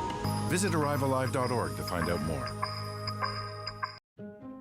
Once upon a time, in a nursery rhyme, there were 3 bears. 1, 2, 3 bears. And they went a-walking in the cool woods a-talking while their porridge began. Rogers TV invites you to let your imagination roam as we present Ottawa Storytellers. Each week we'll present a collection of original creative stories and inspirations for children of all ages. Join us for Ottawa Storytellers on Rogers TV. As the fighting continues in Ukraine, thousands of people are fleeing for their lives, forced to leave everything behind. You can help them. Your donation to the Humanitarian Coalition will provide food, water, shelter, and medical care to the people of Ukraine who urgently need it. Call 1-855-461-2154 or donate online today at together.ca. That's together.ca. The Humanitarian Coalition. Together, saving more lives. That's the way I kill my skill sharpen, cause I've been here sharpening. What's going on, y'all? It's Jay Morris, aka your favorite light skin, and you're gonna check out my performance on Encore Ottawa 3 coming up this week. Let's go. All again, murderation, 911, call it in. Me, I murder every. Play 4 games of bingo from the comfort of your own home each Monday at 7 p.m. for your chance to win money from our $2,000 regular bingo or $5,000 super bingo night. Kiwanis TV Bingo, Mondays at 7 p.m. on Rogers TV. The Sam Laprade Show continues on City News. 101.1 FM and 1310 AM. Well, the family of Bruce Willis released this statement yesterday. As a family, we wanted to take this opportunity to thank you for the outpouring of love and compassion for Bruce over the last 10 months. Your generosity of spirit has been overwhelming, and we're tremendously grateful for it. For your kindness, and because we know you love Bruce just as much as we do, we wanted to give you an update. Since we announced Bruce's diagnosis of aphasia in spring 2022, Bruce's condition has progressed, and we now have a more specific diagnosis: frontotemporal dementia, also known as FTD. Unfortunately, challenges with communication are just one symptom of the disease Bruce faces. While this is painful, it is a relief to finally have a clear diagnosis. And that's from Bruce Willis's family. We wanted to learn more about living with dementia today, so we've called Linda Garcia to join me. Hi, Linda. Hi. Linda is a full professor, Faculty of Health Services and School of Health Sciences with the University of Ottawa. Hi, Linda. Hi. I appreciate you joining me. And Bruce, Linda, when we think about Bruce's diagnosis and the fact the family is being so open about this is a good thing for everybody. It's so sad to see their family and Bruce going through this, but at the same time, it kind of makes everybody feel like it's okay to talk about dementia, which sometimes people don't like to talk about. You bet. I think this is amazing. Honestly, it's great, and it's and that family's going to be going through lots of stuff. So, to be open about it, and somebody that's that's so well respected by so many people, it's going to be help a lot in terms of sensitizing the general public about what this is all about. And I think, Linda, when we think about dementia, we tend to think about maybe people that are older than Bruce. Give us a sense of what you're seeing in terms of dementia in this country. Right. So first of all, when we say dementia, we kind of mean a grouping of different symptoms and signs. So, you can have things like language problems and memory problems and judgment and personality changes and all kinds of stuff that happens. And the causes can be different things. So the one that we know a lot about is, the one that everybody hears about is Alzheimer's disease. But then there's also something called vascular dementia, which is caused by a bunch of mini strokes, if you like, in different areas of the brain. And then there's this frontotemporal dementia, which is the one that Bruce Willis has now. So there's different causes to this, and the symptoms and manifestations are going to be related to where in the brain the disease is happening. And as the name says, for frontotemporal, it means that it affects the frontal part of the brain and the temporal parts of the brain. So your brain is divided into different lobes, and it affects primarily the front part of the brain, this particular condition. And I think what's so challenging about dementia, my grandma had dementia, and as you see the disease progress, it's so challenging on the family, and it's often, Linda, not sort of spoken about how families cope through this time. It can be frustrating, it can be emotional, it can be tragic, and in many ways you feel like you've lost your loved one emotionally before you've lost them physically. Yeah, and I think, research has definitely shown that this is one of the health conditions that people worry about the most getting older. And as you mentioned, the frontotemporal dementia is one that you find in younger people. So it usually presents itself somewhere even as young as 40. So from 40 to 60. So you can imagine when you're talking about how it impacts family. I mean, people in their 40 to 60 age range, may have teenagers around and all that. So you're kind of like in the middle of all of that part of your life. So it absolutely, and a lot of people, I think the reason why people are so afraid of it, of course, is because we have a sense, or we think it kind of affects who we are as human beings, right? Like because we lose sometimes our ability to judgment. But I think there are, I think the message that needs to go out to the public is you can live with dementia, and you can find ways of working with people who have dementia to make the environment a lot more palatable, a little easier for people who have cognitive problems like that, to make life easier for them. So there is, the people like the Alzheimer's Society of Canada and so on are doing so much to make what we call dementia inclusive societies, and I think we all have our role to play to make sure that happens.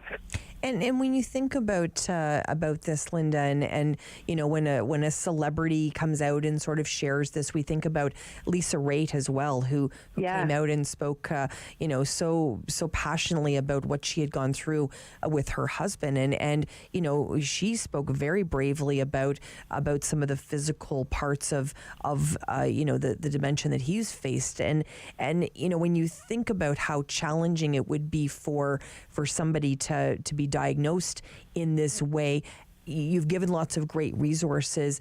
And when I kind of think forward to the number of people that will be diagnosed in the future, I mean, this isn't going away, Linda.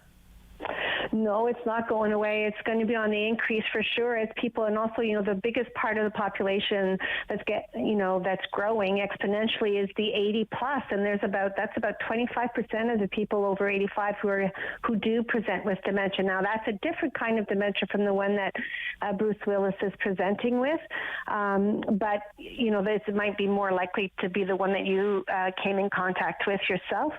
The thing about Bruce Willis's dementia is that you start seeing earlier on things related to judgment and personality changes and stuff, because it affects what we call the frontal lobes of the brain, and that's where you have like inhibition and things. That's what prevents us from acting stupid in public and managing our money and all this stuff, and so when you start having problems with your frontal lobes, then you start having some more like behavioral kinds of things, and that's why the expressive language is also affected. So you can see the impact of that on his family as well. That's going to be hard in terms of communication, anything that's social. But anybody who has cognitive problems, so it's going to be on the upswing. There's going to be more and more cases. But what it also will mean is that we will learn more about it, right? So people who suspect, or people go consult, go find out. There are things that you can do. You can set up, I don't know, the family said, right? Bruce Willis's family said, it's nice to have a diagnosis. Now they know, then they can kind of say, okay, this is what he's going to present with. What can we do with it, right? Like how is he now going to continue his life? And that's what it's all about. I think it's really important for us as a society to say, okay, so how are we going to make the world a better place with knowing that there's going to be more and more people who are going to be struggling with judgment and having problems understanding and being a bit confused and so on. These people are still going to want to live their lives, so let's be the equivalent of those ramps for people who use wheelchairs, right? Let's be the social ramps.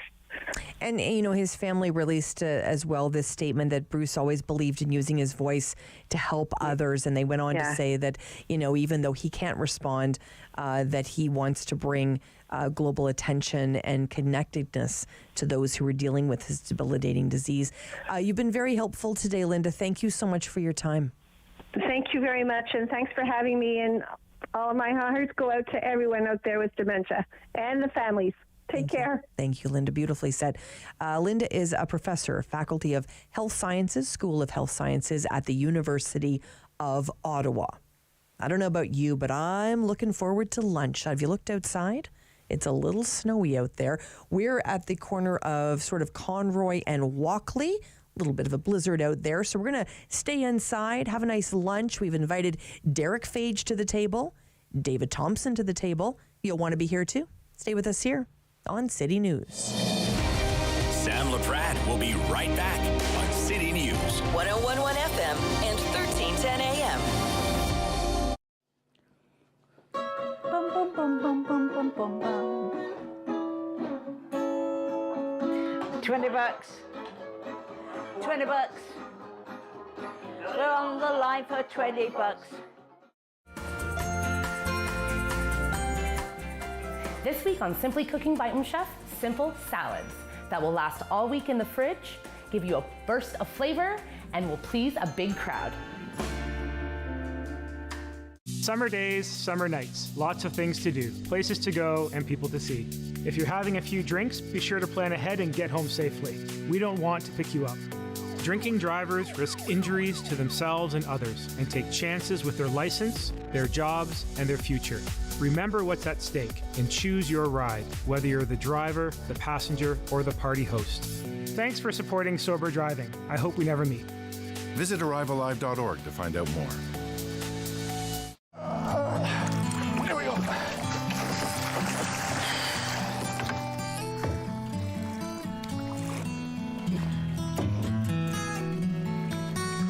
They're going back in, okay?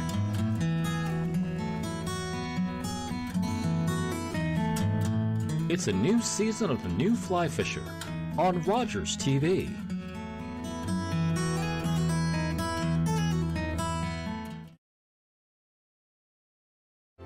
Hello, I'm Jim Deeks, host of Canada Files. I hope you'll join me each week for interesting and informative discussions with some of Canada's most impressive people. Ladies, leave your man at home tonight. Hey, this is Dominique Orley. I'm a part of Encore 3, and be sure to catch my set this week. We are going downtown, leaving out all your stress and your sorrow. Is City News. CIWW 1310 AM in Ottawa. And CJET 1011 FM in Smith Falls and the Valley. Number 1 for local news, traffic, and weather for Ottawa and the Valley.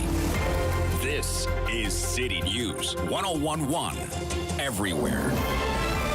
It is Friday, February 17th. Good afternoon. I am Damilola Unime. Right now in Ottawa, -8 feels like -18. In Smith Falls, it is -9, feels like -16. And here's what's making news in Ottawa and the Valley. The Rideau Canal will not be open this weekend, and the chances of it opening are getting slimmer by the day. City News reporter Chris Curris has more. It will be closed for all 3 weekends of Winterlude, and with some warmish days in the forecast, it's not looking great either.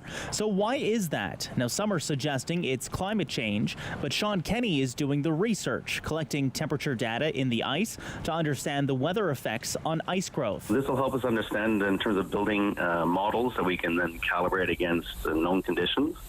And based on future projections of climate change, assess what kind of adaptation strategies we would need to help the NCC have a more resilient ice cover. And to determine what would be the most effective ways to open up the skateway. The geomechanics professor at Carleton University tells City News they'll be able to collect their equipment in the spring and then share results after that.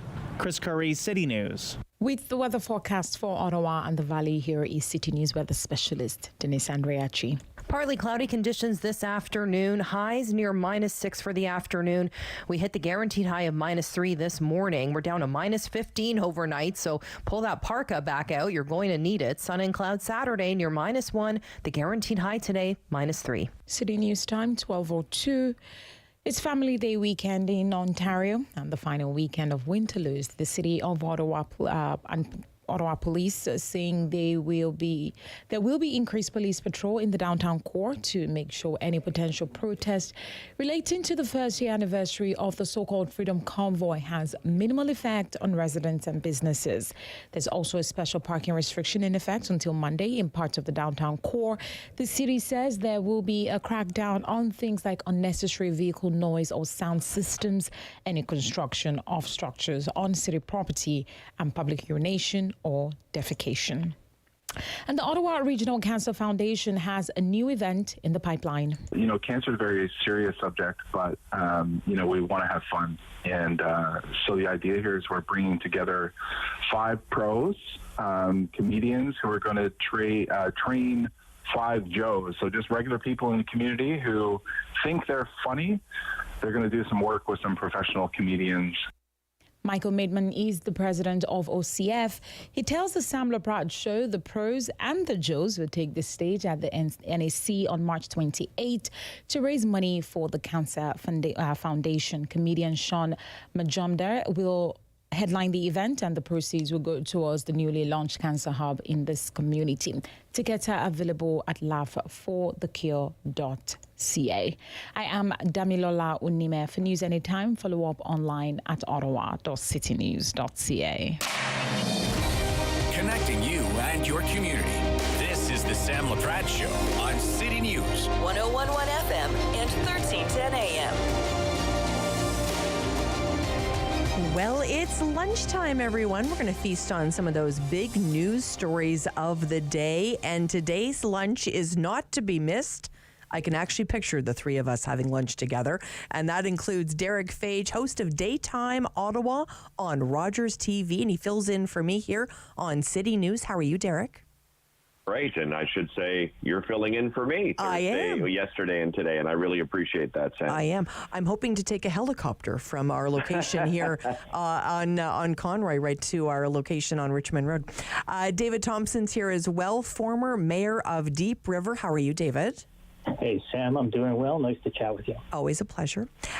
Derek, we've seen some really unsettling news out of the Quebec Major League, the Quebec Major Junior League Hockey Association in terms of some of the rituals that have gone on, some of the abuse that has gone on. The hockey culture, I mean, this is a topic we talk about time and time again. I don't know if you've read any of these reports, Derek. It is very disturbing. I have read some of them, Sam, and I wish I could say I was surprised, Sam. Being a sports guy myself, I went through a horrible hazing ritual when I played football back. It was in grade 8, and it was. It really was disturbing what they were trying to do to me as somebody that lives with incontinence. They were trying to strip me down in the locker room as some kind of ritual, and for somebody that lives with incontinence and wears protection, it was one of the scariest moments of my life, and I just thought it was going to be devastating to me, mentally. Luckily, they didn't strip me right down because, quite frankly, I screamed and yelled like I was quite frankly, being murdered, Sam. I was just so frightened of them finding out sort of my dirty little secret.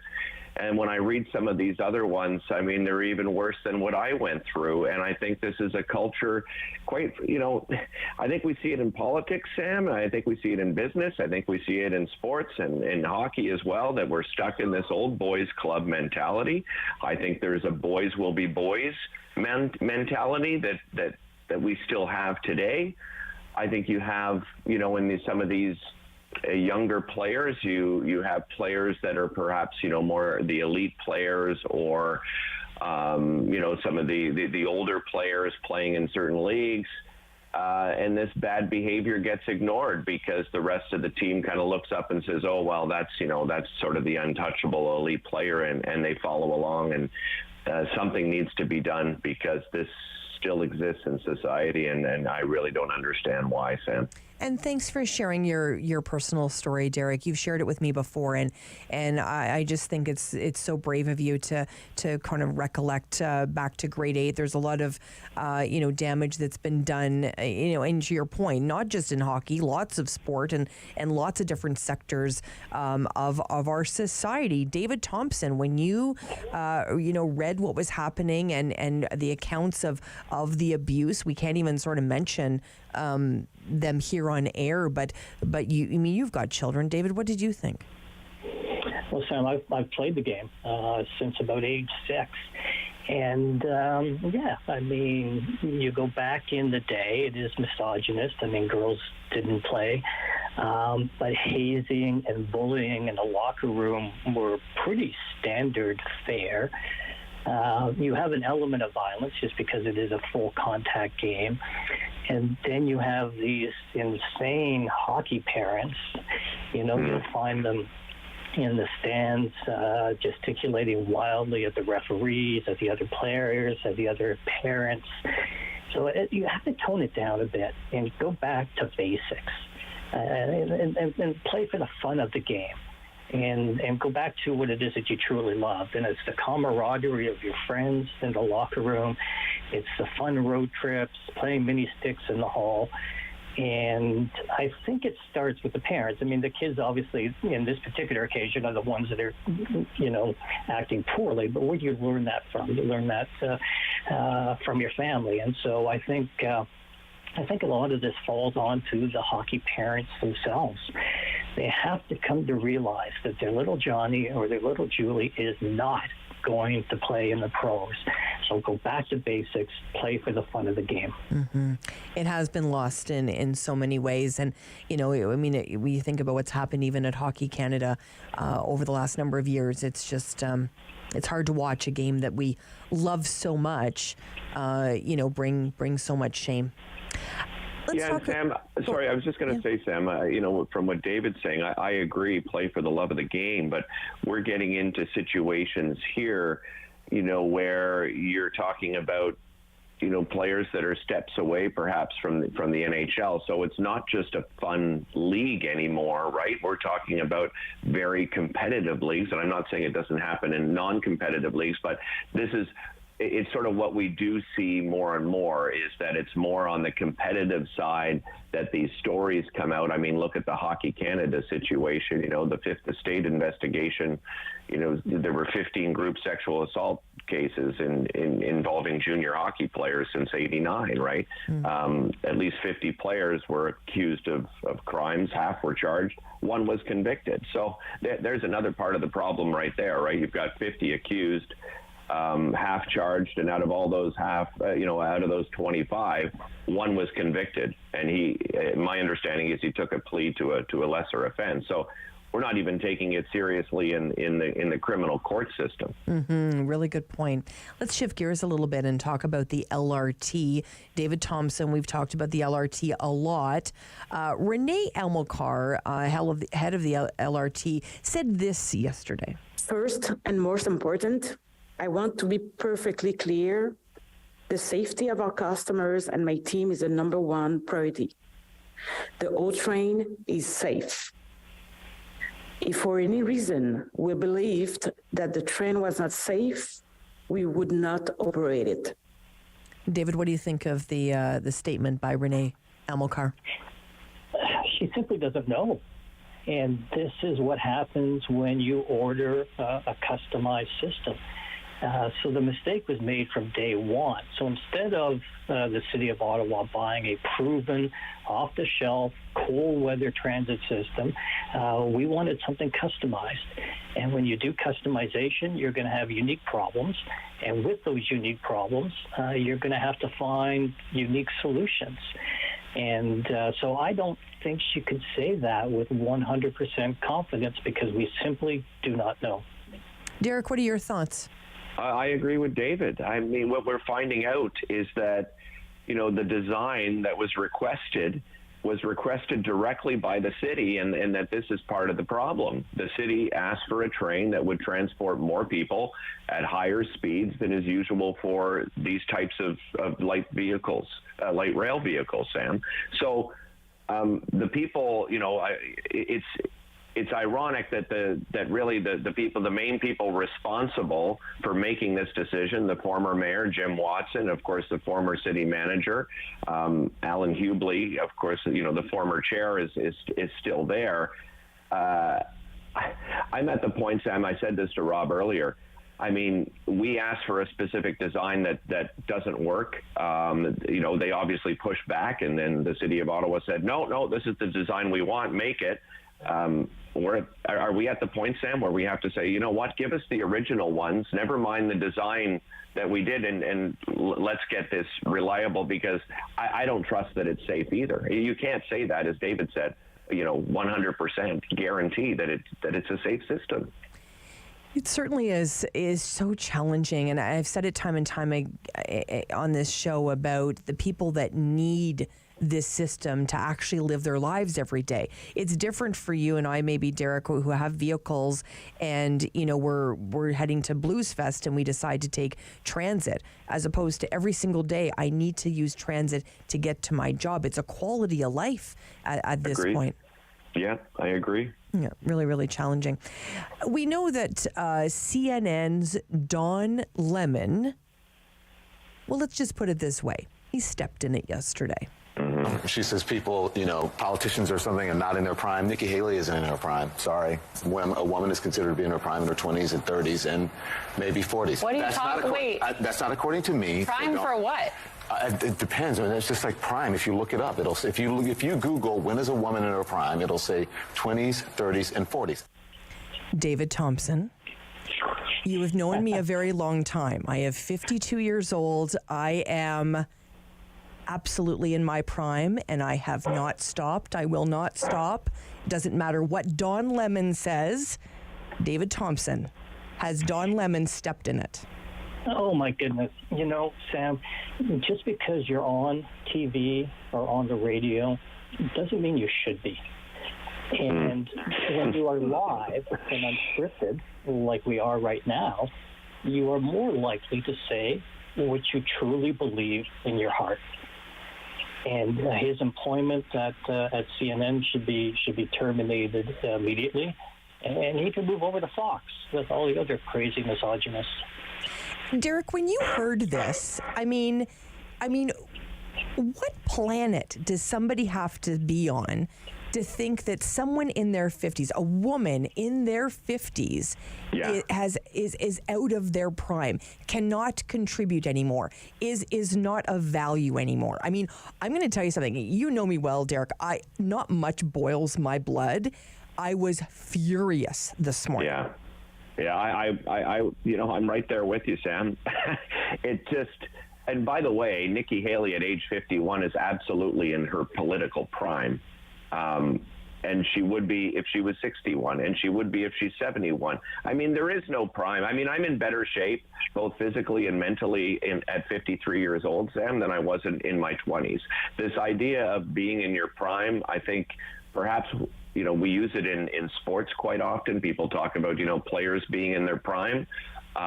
Humans in general being in their prime, I don't talk about it at all with friends or family. Like no one brings it up in my circle, so I don't really know what prime is supposed to be.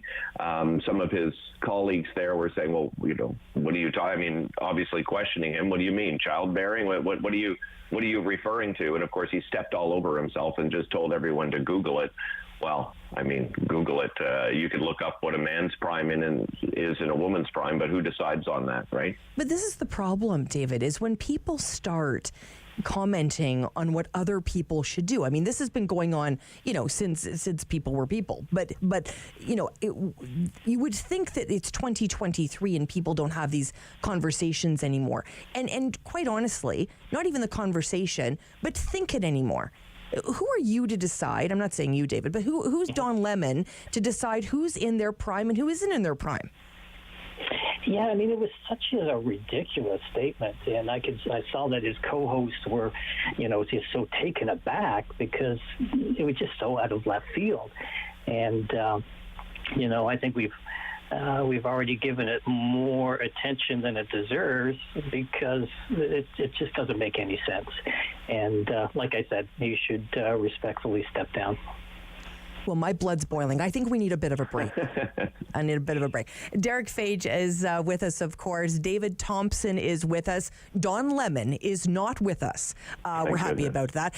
Stay with us here on City News. Sam Laprade will be right back on City News. 101.1 FM and 1310 AM. Join me for Season 3 of Paula Roy's Favorite Foods.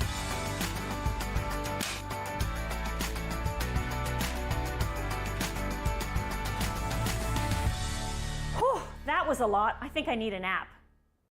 Hi, I'm Justice. And I'm Nia. And we believe dreams fuel revolutions. That's why we're engaging with Canadian icons and the causes they support. Join us for these inspiring conversations and find out how you can be revolutionary.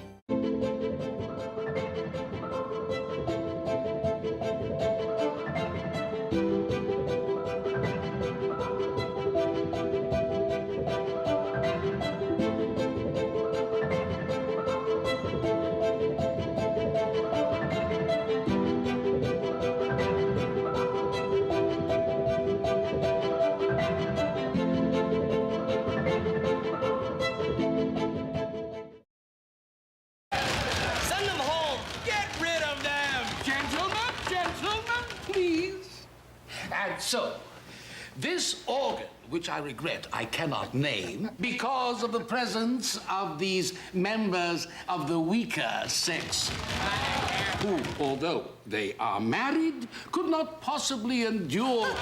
Get them out. Patience, Ginny. Patience. Get them out! Dr. McFarlane! Mrs. Trout. There's no place for women in a medical school. Get them out! If you do not bring this classroom under control, I am going to repeat every word of this disgusting lecture to your charming wife. My friend Jenny Trout was not the only woman to face this kind of thing in medical school. But she would become the first woman licensed to practice medicine in Canada.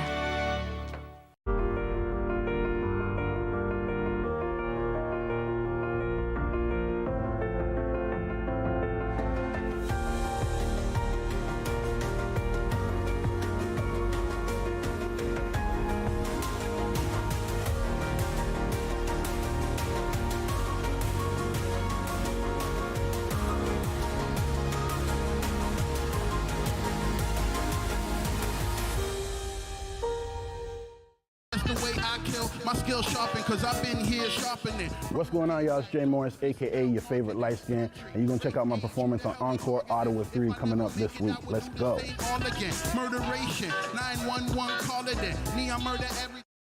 Play 4 games of bingo from the comfort of your own home each Monday at 7 p.m. for your chance to win money from our $2,000 regular bingo or $5,000 super bingo night. Kiwanis TV Bingo, Mondays at 7 p.m. on Rogers TV.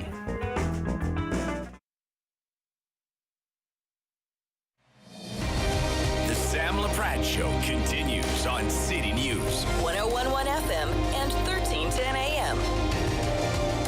Okay, everybody, it is lunchtime, and David Thompson, former mayor of Deep River, has pulled up a chair at the table. Hi, David. Hey, Sam. And Derek Fage is joining us as well, host of Daytime Ottawa on Rogers TV, and a City News regular, fills in for me when I go on vacation, which is fantastic. Thank you, Derek.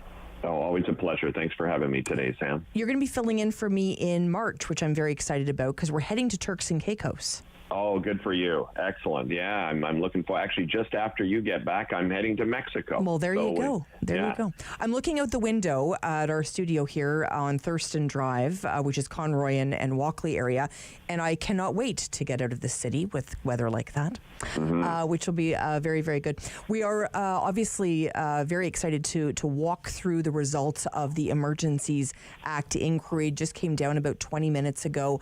We're going to be following this story very, very closely. David, where do you think this is going to land at the end of the day? Well, I think my expectations are on the low side. You know, the implementation of the Emergency Act, very much like his father before him with the War Measures Act, I think it was government overreach and was not necessary. The RCMP did not ask for it. The OPP did not ask for it. Ottawa Police Service did not ask for it. And so what I'm hopeful is Commissioner Rouleau, when he comes with his findings, I hope they're not wishy-washy. I hope he has a very definitive, yes, this was appropriate, or no, it wasn't, and not going down some middle political road down the middle. We're watching very closely here. Our City News team is ready. Cormac McSweeney, our parliamentary bureau chief, has been following this story very, very closely, and will be sharing information as it comes through. Derek, what are you thinking in terms of the Emergencies Act? Where are you leaning? Well, my hope is exactly what David said, that we get something concrete. Unfortunately, I think we're going to get something that's wishy-washy. I mean, the final report is looking into the appropriateness and the effectiveness, right, of it. Was it appropriate? No, I don't think so. Was it effective? Yes. So that's why I think it's going to be wishy-washy. I mean, I guess the argument that a lot of people have taken on the side of having the act is that nothing happened. You know, David mentioned, the OPP and the Ottawa Police and the RCMP did not recommend it. However, none of those groups were able to get the protesters out of downtown Ottawa until the Emergencies Act was enacted. So I can see it being wishy-washy in just with that fact alone, Sam, is that yes, it was not recommended, certainly, but nothing happened, and it wasn't, nothing effective happened until it was enacted. So I don't have high hopes, Sam. I think we're going to come out with something that's going to look at it in so many different ways. We're not going to get a concrete answer. It's going to be interesting for sure. We've got our eyes all over it, so we'll be bringing any of that news to our City News listeners right away. David Thompson, let's head down the 401 and head to the Big Smoke. This time last week, Toronto residents had no idea what they were in for on a Friday night. We know the last week has been very tumultuous for obviously Mayor John Tory, his family, residents, and of course the young woman that he had the affair with. It's been a very challenging week for everybody. Should Mayor John Tory have resigned in your mind? That's a very personal decision on his part.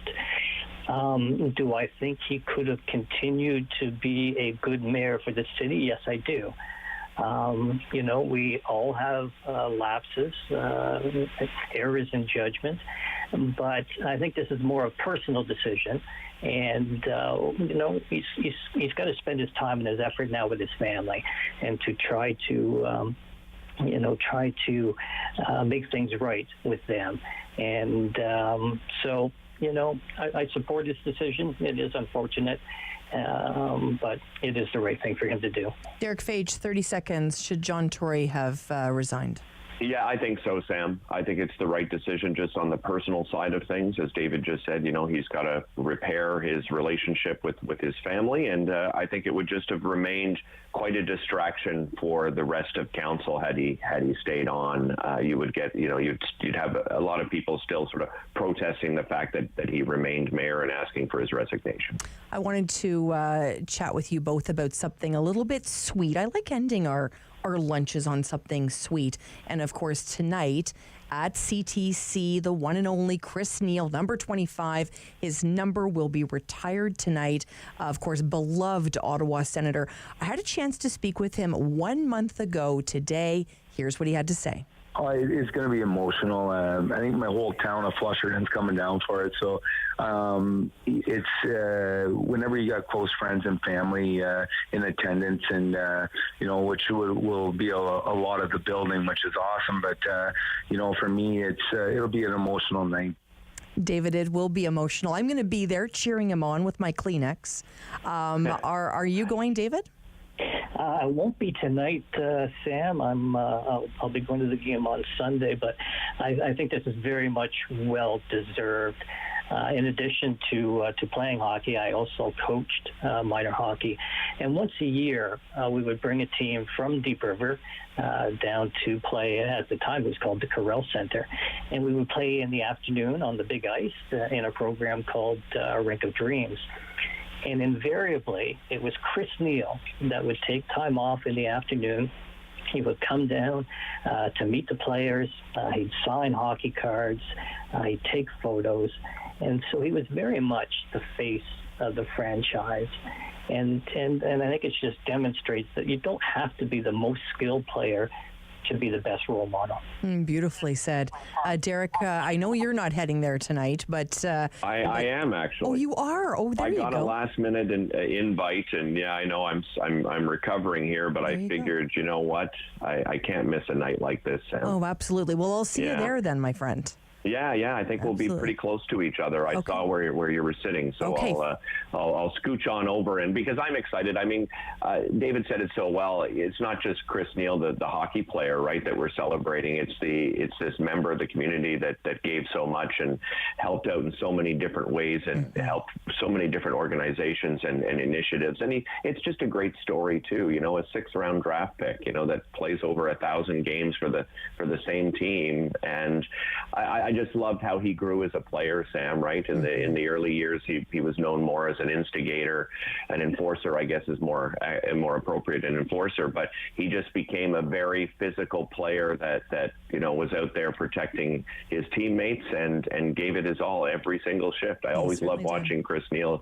Monica and I, my wife and I, absolutely adore him. That's amazing. It's Chris Neil Day. The mayor should have actually made today Chris Neil Day. That would have been cool. That would have been cool. Yeah. Thank you so much, Derek Fage, for joining us, host of Daytime Ottawa on Rogers TV. David Thompson, former mayor of Deep River. Thanks for having lunch with me, guys. Hey, thank you so much, Sam. Appreciate it very much. When we come back, it's the business lunch. Stay with us here on City News. Sam Laprade will be right back on City News. 101.1 FM and 1310 AM. Bum, bum, bum, bum, bum, bum, bum, bum. $20. $20.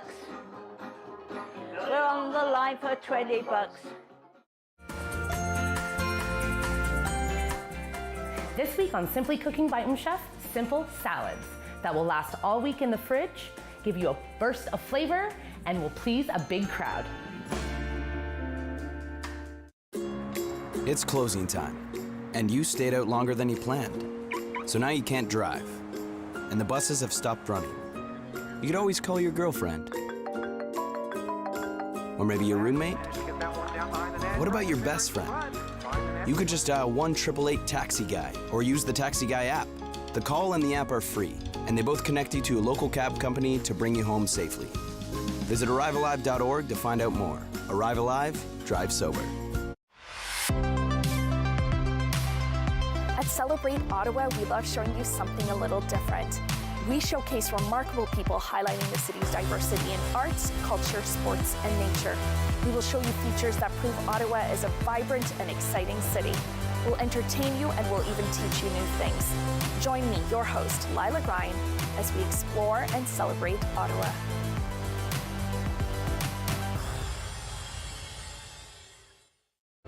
Hello, I'm Jim Deeks, host of Canada Files. I hope you'll join me each week for interesting and informative discussions with some of Canada's most impressive people. Ladies, leave your man at home tonight. Hi, this is Dominique Orley. I'm a part of Encore 3, and be sure to catch my set this week. We are going downtown, leaving out all your stress and your sorrow.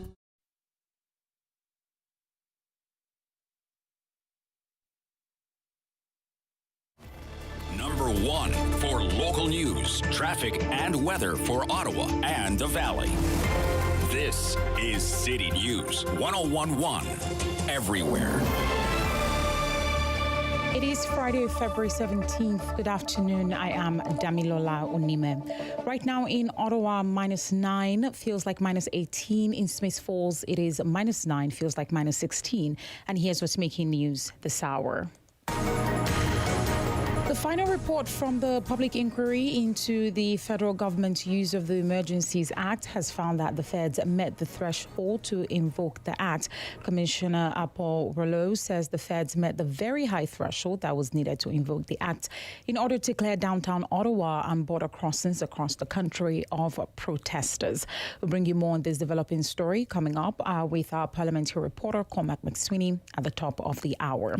And it is Family Day long weekend, meaning not everything will be open on that holiday Monday. Select grocery stores will be open, while most stores, except the Rideau Centre and Tanja outlets, will be closed. If you plan to use some city recreational centres or arenas on Monday, be sure to call ahead because they are open on a modified schedule. Recycling and garbage collection, usually picked up on Monday, will be moved to Tuesday, and usual pickup delayed by 1 day. Ottawa Transit runs as usual, but Para Transport follows a holiday schedule. City News time is 12:32. I am Damilola Unime. For news anytime, follow up online at ottawa.citynews.ca.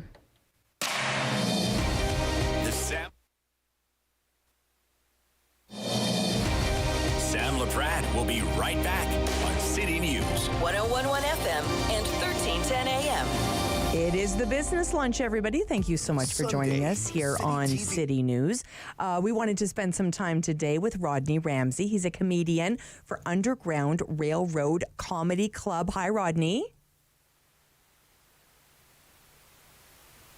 Hi, Rodney. Are you there?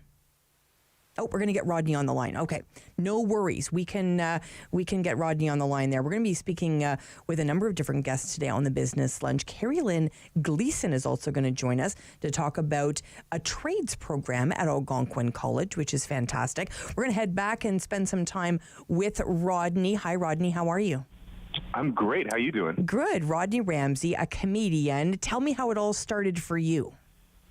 As a comedian or with the tour? Yes, as a comedian. Oh, well, I was always a joker in school. And I remember when I graduated high school and I was in college, I was super bored. And one day, the girl I was dating, she actually brought me to her college, and there was a comedian there. And I didn't laugh once. I was like, oh, my God, I can do that. And then the following week, I started going to comedy shows. I heckled the comics, figured I was funnier than them all. And then, I started doing comedy the next week. That's amazing. Yeah. That's amazing. Can I tell you a little secret? What? What's your secret? I do stand-up as well. No way. Yes. And I have to tell you, I think it is one of the most empowering, liberating things to do is to get up there. You are so vulnerable on that stage, and I love every minute of it. Oh, good for you. Yeah, it's an amazing feeling. Like, it's literally the most natural high that you can possibly get. 100%. 100%. So tell us about Underground Railroad Comedy Club. Well, it's the tour that we started 11 years ago, the Underground Comedy Railroad Tour, and we started it because, I was at a show at the Comedy Nest, actually, where we're doing the show in Montreal, and I was working with two other black comics. It was not a niche show or any kind of theme show. It was just, three black comics on for the weekend, and I realized, oh, my God, this has never happened before in my 10-year career as a comedian. So I was like, this needs to happen more. Why isn't it happening more? And then I realized again that there was no all-black tour in the country. I was like, how is this not a thing? I have to do this thing. And then the Underground Comedy Railroad Tour was born. And the basic, our mission is to get as many new and undiscovered black comedians seen during the month of February, kind of take them out of the mainstream. And we've been doing that for 11 years. Yeah. That's fantastic. Sorry, you just dipped out for a second. We wanted to make sure we didn't lose you.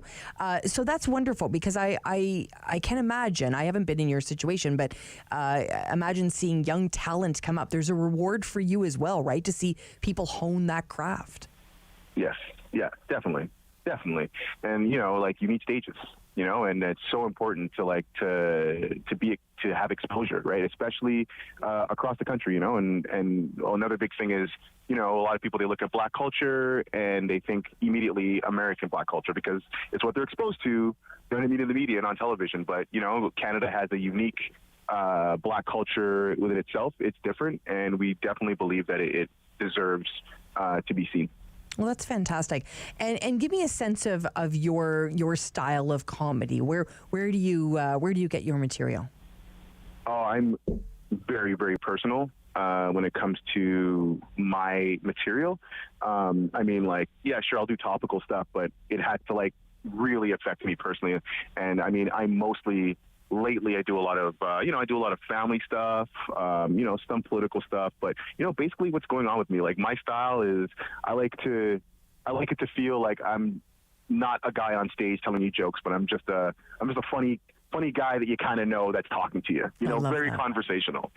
Yeah, I love that, and that's the style that I really respond to as well. Is someone that you feel like when that person got off stage, they could be sitting beside you, having a drink.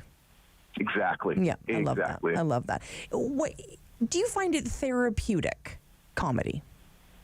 Oh, absolutely. It's cathartic. It's so many things. Are you familiar with the term flow state? No, tell me. So basically, it's kind of like when you're in the zone kind of a thing, when you're doing something. It could be, anything really, Athletes talk about flow state. It's like, when they're on, when a basketball player's on fire and he scores 50 points that game because nothing's going on in their head except for the game, right? And they're just in the moment and thinking of nothing. And I find that that's what comedy does for me. it pulls me out of myself. And I'm not like thinking about consequences or what happened today. Everything is about, my mind is totally open and free, and it's accepting everything, and it's super giving to the audience. And like, yeah, so it's, for me, that's the most therapeutic thing I could possibly do. I love it. In a day. Yeah. And it's so interesting because there's this area of the NAC that not a lot of people get to experience. It is actually my favorite part of the NAC, and it's fourth stage. I have hosted events there. I love it so much. I've never performed there, but that's where Underground Comedy Railroad is going to be performing. So tell me a little bit about the performance on Monday.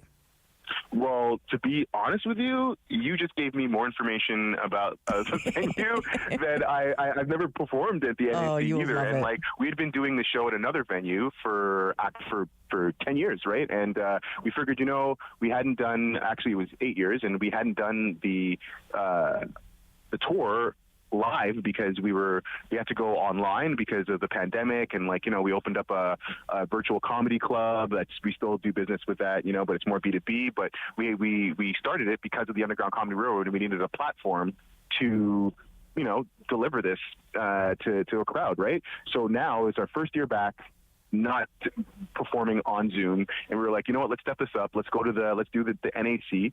So yeah, I'm very excited to actually go in there and perform on a way bigger stage. You seem to love it, and I'm going to take your advice and your opinion, and I'm even more excited now. Oh, for sure. And the way it can be set up very bistro style, it's a very friendly place to see something as well. So I'm also encouraging people, if they haven't got tickets, to get tickets, because seeing something at the NAC on the fourth stage is a dream. And you sound like you're very funny. But who else is going to be there? Oh my gosh, the whole squad's going to be there. Okay, so we got Keisha Brownie, who is just amazing. She's from Brampton. We got Daniel Woodrow, who is the local hero. This guy has done Roast Battle, JFL a bunch of times. He's actually going to fly to Vancouver after to do a television taping for Just for Laughs right after the show. We have Kevin Christopher, who's an amazing comedian from Toronto. We have also Alan Shane Lewis.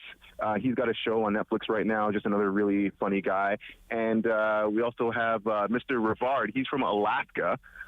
Oh, I love it. He's a black man from Alaska. And this guy's, his backstory is it's just so hilarious. Like, I'm not going to get into it because you're going to be talking about it on stage, but you have to come see this troupe of unique comics, man. They're so good. Wow. One last one, sorry. And Tamara Siobhan, who is my pick for the future of comedy in this country in general. Oh, wow. There you go. Okay, that's fantastic. And, I think comedy is the only place where you would drive 4 hours to perform for 7 minutes.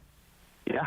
Absolutely. And then turn around and drive back 4 hours and sometimes not even stay in that city, right? I mean, it's crazy. Oh, you know what? Comics are just built that way, right? It's the life. Mm-hmm. Sometimes you do that and you're not even getting paid. You're just showcasing with the hopes to get paid later. I mean, people don't realize how hard it is to be a working stand-up comedian, especially now. So really, definitely come out to support this one-time events that you only get to see one time a year. Absolutely. And the odd time that I actually get paid to do it, I'm in absolute shock. I almost feel like I can't cash the check because I'm like, there's no way someone's paying me to do this because I love it. I love it so much. I love speaking with comedians. I've really enjoyed our time together today. I wish you all the success in the world. It is one of the toughest things to do. Respect to you, my friend. Hey, thanks for having me. I really appreciate it. It's my pleasure. Rodney Ramsey joining us, comedian, Underground Railroad Comedy Club. Appreciate his time. When we come back, Carrie Lynn Glenson's going to be here. Stay with us on City News. Sam Laprade will be right back on City News. 101.1 FM and 1310 AM.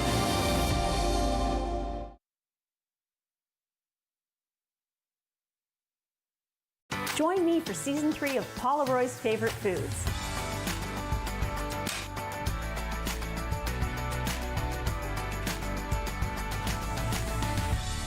Whew, that was a lot. I think I need a nap.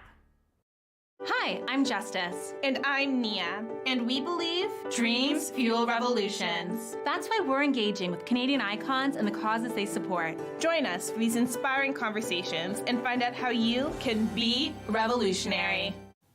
On Friday's Daytime Ottawa, City Councillor Steve DeRoche joining us on the show. We're going to talk about how you can get involved in the City of Ottawa's budget consultations. Also, the director of an Oscar-nominated short film is going to be joining us on the show. We'll talk about that short film, the excitement, of course, of being nominated for an Oscar, and that's all ahead of their screening at the Bytown Cinema. All that and more on Friday's Daytime Ottawa. After a night out with your friends, there's always options for getting home safely. You could call your BFF, your mom or dad, whoever you can count on for a safe ride home. You could call your favorite cab company or 1-888 taxi guy. Or you could use the Arrival Live smartphone app to help you choose your ride.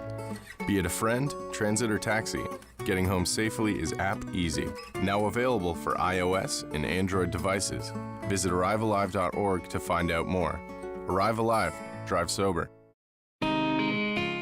Hi, I'm Meg from AIM Fitness, and I'm here with my buddy Fit Finley. Join us every week for Fit Over 50. We'll take you through some low-impact and high-intensity workout designed to improve your strength and your balance. All you'll need is a resistance band, some light hand weights, and also your water bottle and a sturdy chair. Tune in right here on Rogers TV and let us be part of your weekly routine. The devastating earthquake that struck Turkey and Syria has left thousands of people dead, and many more have lost their homes.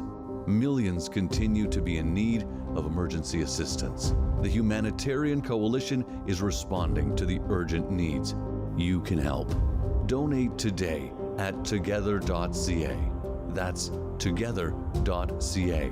The Humanitarian Coalition. Together, saving more lives. The way I kill my skill sharpen, cause I've been here sharpening. What's going on, y'all? It's Jay Morris, aka your favorite light skin, and you're gonna check out my performance on Encore Ottawa 3 coming up this week. Let's go. All again, murderation, 911, call it in. Me, I murder every. Play 4 games of bingo from the comfort of your own home each Monday at 7 p.m. for your chance to win money from our $2,000 regular bingo or $5,000 super bingo night. Kiwanis TV Bingo, Mondays at 7 p.m. on Rogers TV. 1011 FM and 1310 AM. It's the business lunch. We like talking all things business, and there's always something related to business happening at Algonquin College. And we'd like to welcome to the show Carrie Lynn Gleason. Hi, Carrie Lynn. Good afternoon, Sam. Thanks for having me. Oh, it's my pleasure. And Carrie Lynn, tell me a little bit about, the fact that you're engaging more women in Algonquin trade programs. This has got to be good news. It is for everyone, especially our industry professionals in our community. The college has really tried to support diversity, attract new students, and really help develop the workforce for tomorrow. We get together with the industry professionals quite regularly. They advise us as to what their needs are, and then we try to deliver as accurately and quickly as possible. So we have various initiatives and scholarship programs set up at the college to entice many different types of people to come into the skilled trades and technology programs. It's such good news. And, I think about, years ago, there just wasn't women. When I went to Algonquin, I graduated in 1991, there just wasn't women in those programs. And we certainly come so far. It really is inspiring to see some of the women that have come through the programs. Give us a sense of what you see. Well, first of all, I would say I started this. One of the first programs that came to Algonquin was the Weston Family Scholarship in Skilled Trades. It was brand new, and it was for students entering manufacturing, transportation, and construction industries. We saw few women coming into the programs at that time. So to give you an example, heating, refrigerating, and air conditioning programs, you might see 0 to 1 females in those programs. Now, today, 2022-23, you might see 4 to 6 females in those programs. We are seeing more teachers teaching, female teachers. We also have a variety of women going into wood industry, so carpentry renovations, heritage carpentry and joinery. Those programs I'm seeing more up into the 20 to 30 percentile in women of representation. So we are seeing that. We do have a variety of, as I said, scholarship programs, initiatives, one being the We Saved You a Seat program, which is for women going into STEM programs, so science, technology, engineering, and math. This is the only type of program like it across Canada. We have supported over 500 women in 7 different programs at all of the campuses at Algonquin College. And we're really trying to increase the number of women going into the trades, technician, and technology programs. We offer mentorship programs, we offer coffee clubs. We're really trying to raise the reservation or reserving 30% of the seats in these technology programs for women. We, through the Weston Family Scholarship, it started at the same time as the We Saved You a Seat back in 2019. We've supported, through those programs, 182 students, both in apprenticeship programs and tech programs. And we now have the Ken Rector Foundation Scholarship in Skilled Trades, which we will be supporting 125 students. And we just announced the Schulich, the Schulich Builders program, and we will be supporting 10 students each year with that particular program. Wow. It really is inspiring because I think, if women haven't always been told they can do everything in the workforce. And I think this is, you can see that the tide has turned. And trades in general, Carrie-Lynn, are looking for more people. And we hear a lot of young women say that, in high school, they're never really offered the trades. It needs to start in high school, right? Precisely. So what we do in these programs, we do outreach activities, So the scholars, for instance, I can speak upon the Ken Rector Foundation Scholars. Part of the program is not only to support them financially, but we support them in a wraparound program that gives them social, professional, and academic support. And we go out to schools, for instance, grade 10 civics and careers classes. We go out to those classes and we speak to the students about different professions. So ideally, it would be nice to see more females going out to speak about being a welder or being a carpenter or being an automotive service technician. And we have that representation. This is the first year that I can say that over 50% of our scholars that were given awards from the Ken Rector Scholarship were women or equity-seeking groups or from equity-seeking groups. And I've never seen that before. Mm-hmm. It's always been a very low percentile, like maybe 10% would go to women because there were just no women in the programs. Mm-hmm. So I'm seeing the flow of our, marketing, our advertising, and I think the students are just more comfortable coming into the trades and tech programs at Algonquin because we've built this inclusive, supportive environment, and they're hearing about that. Well, I've always been a very proud alum of Algonquin. Just makes me even more proud to be associated with Algonquin College. Carrie-Lynn Gleason from Algonquin, thanks so much for spending time with us. Thank you for having me. Carrie-Lynn sharing that good news. Reach out to Algonquin if you're looking to do something different. It's endless what they're doing at Algonquin College. So some very good news today. Well, we wanted to connect with John Hennessy today from ZUPS. Hi, John. Hello, how are you today? Good. John, tell me what ZUPS is. Well, ZUPS Byward is the name that we go by because we're located in the historic Byward Market building. And we are 3 things. We are a frittery, so we sell fries with really neat sauces. We are a poutinerie, so we have really great standard poutine and classic poutine and a duck confit poutine. And then we have a tribute French-Canadian grocer that is a companion to the poutinerie, where we present as many as 300 different products from Eastern Ontario, and from the Outaouais, and then as far reaches all the way to Gaspé and Noranda and other places like that. Well, how fun is this? So tell us exactly where you are in the Byward Market. So we are on the east side of the Byward Market building.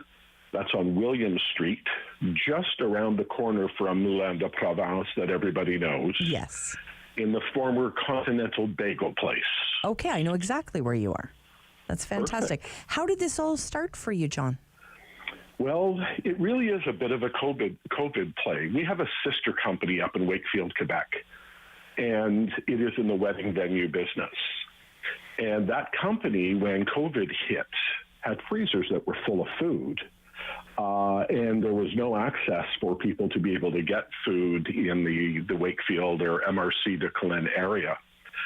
So an idea came to us fairly quickly is that we could use that food and we could turn ourselves into a French fry place, because it used to be a casse-croûte there at the north end of Wakefield where our commercial kitchen is.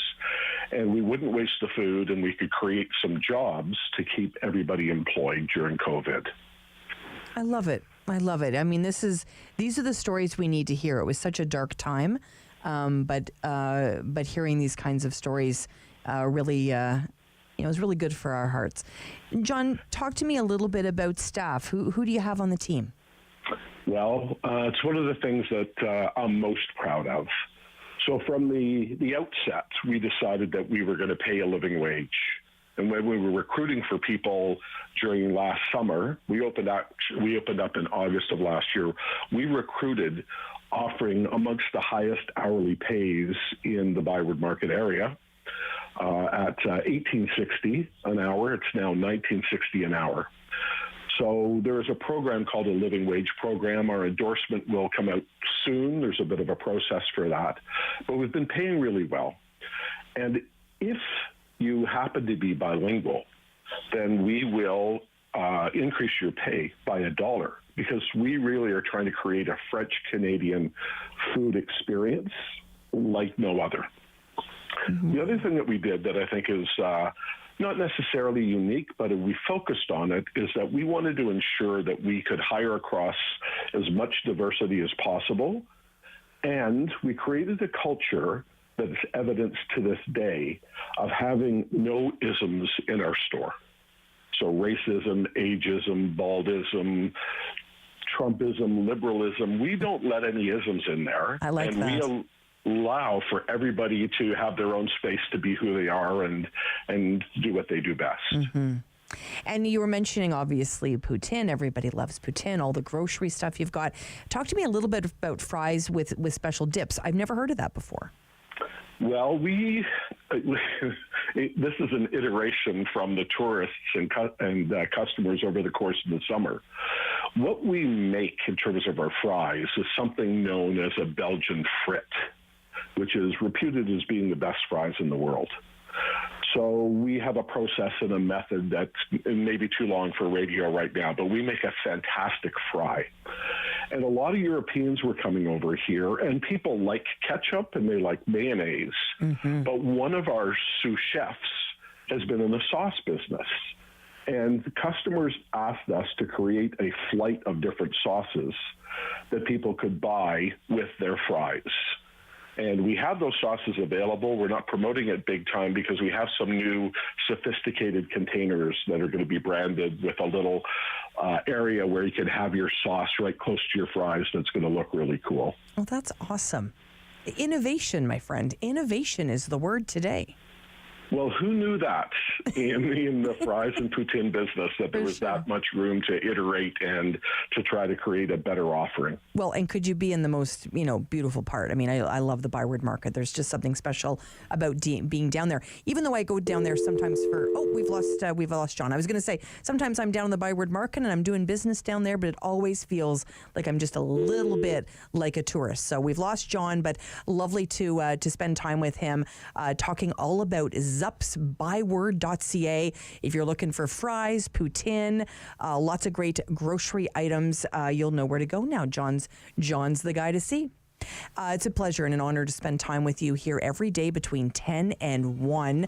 I'm getting on the road now, the snowy road. I'm heading to Rogers TV to host Daytime today, filling in for Derek Fage. Thanks so much for spending time with us on City News. You've been listening to the Sam Laprade Show. Tune in again for local news and community views on City News. 101.1 FM and 1310 AM.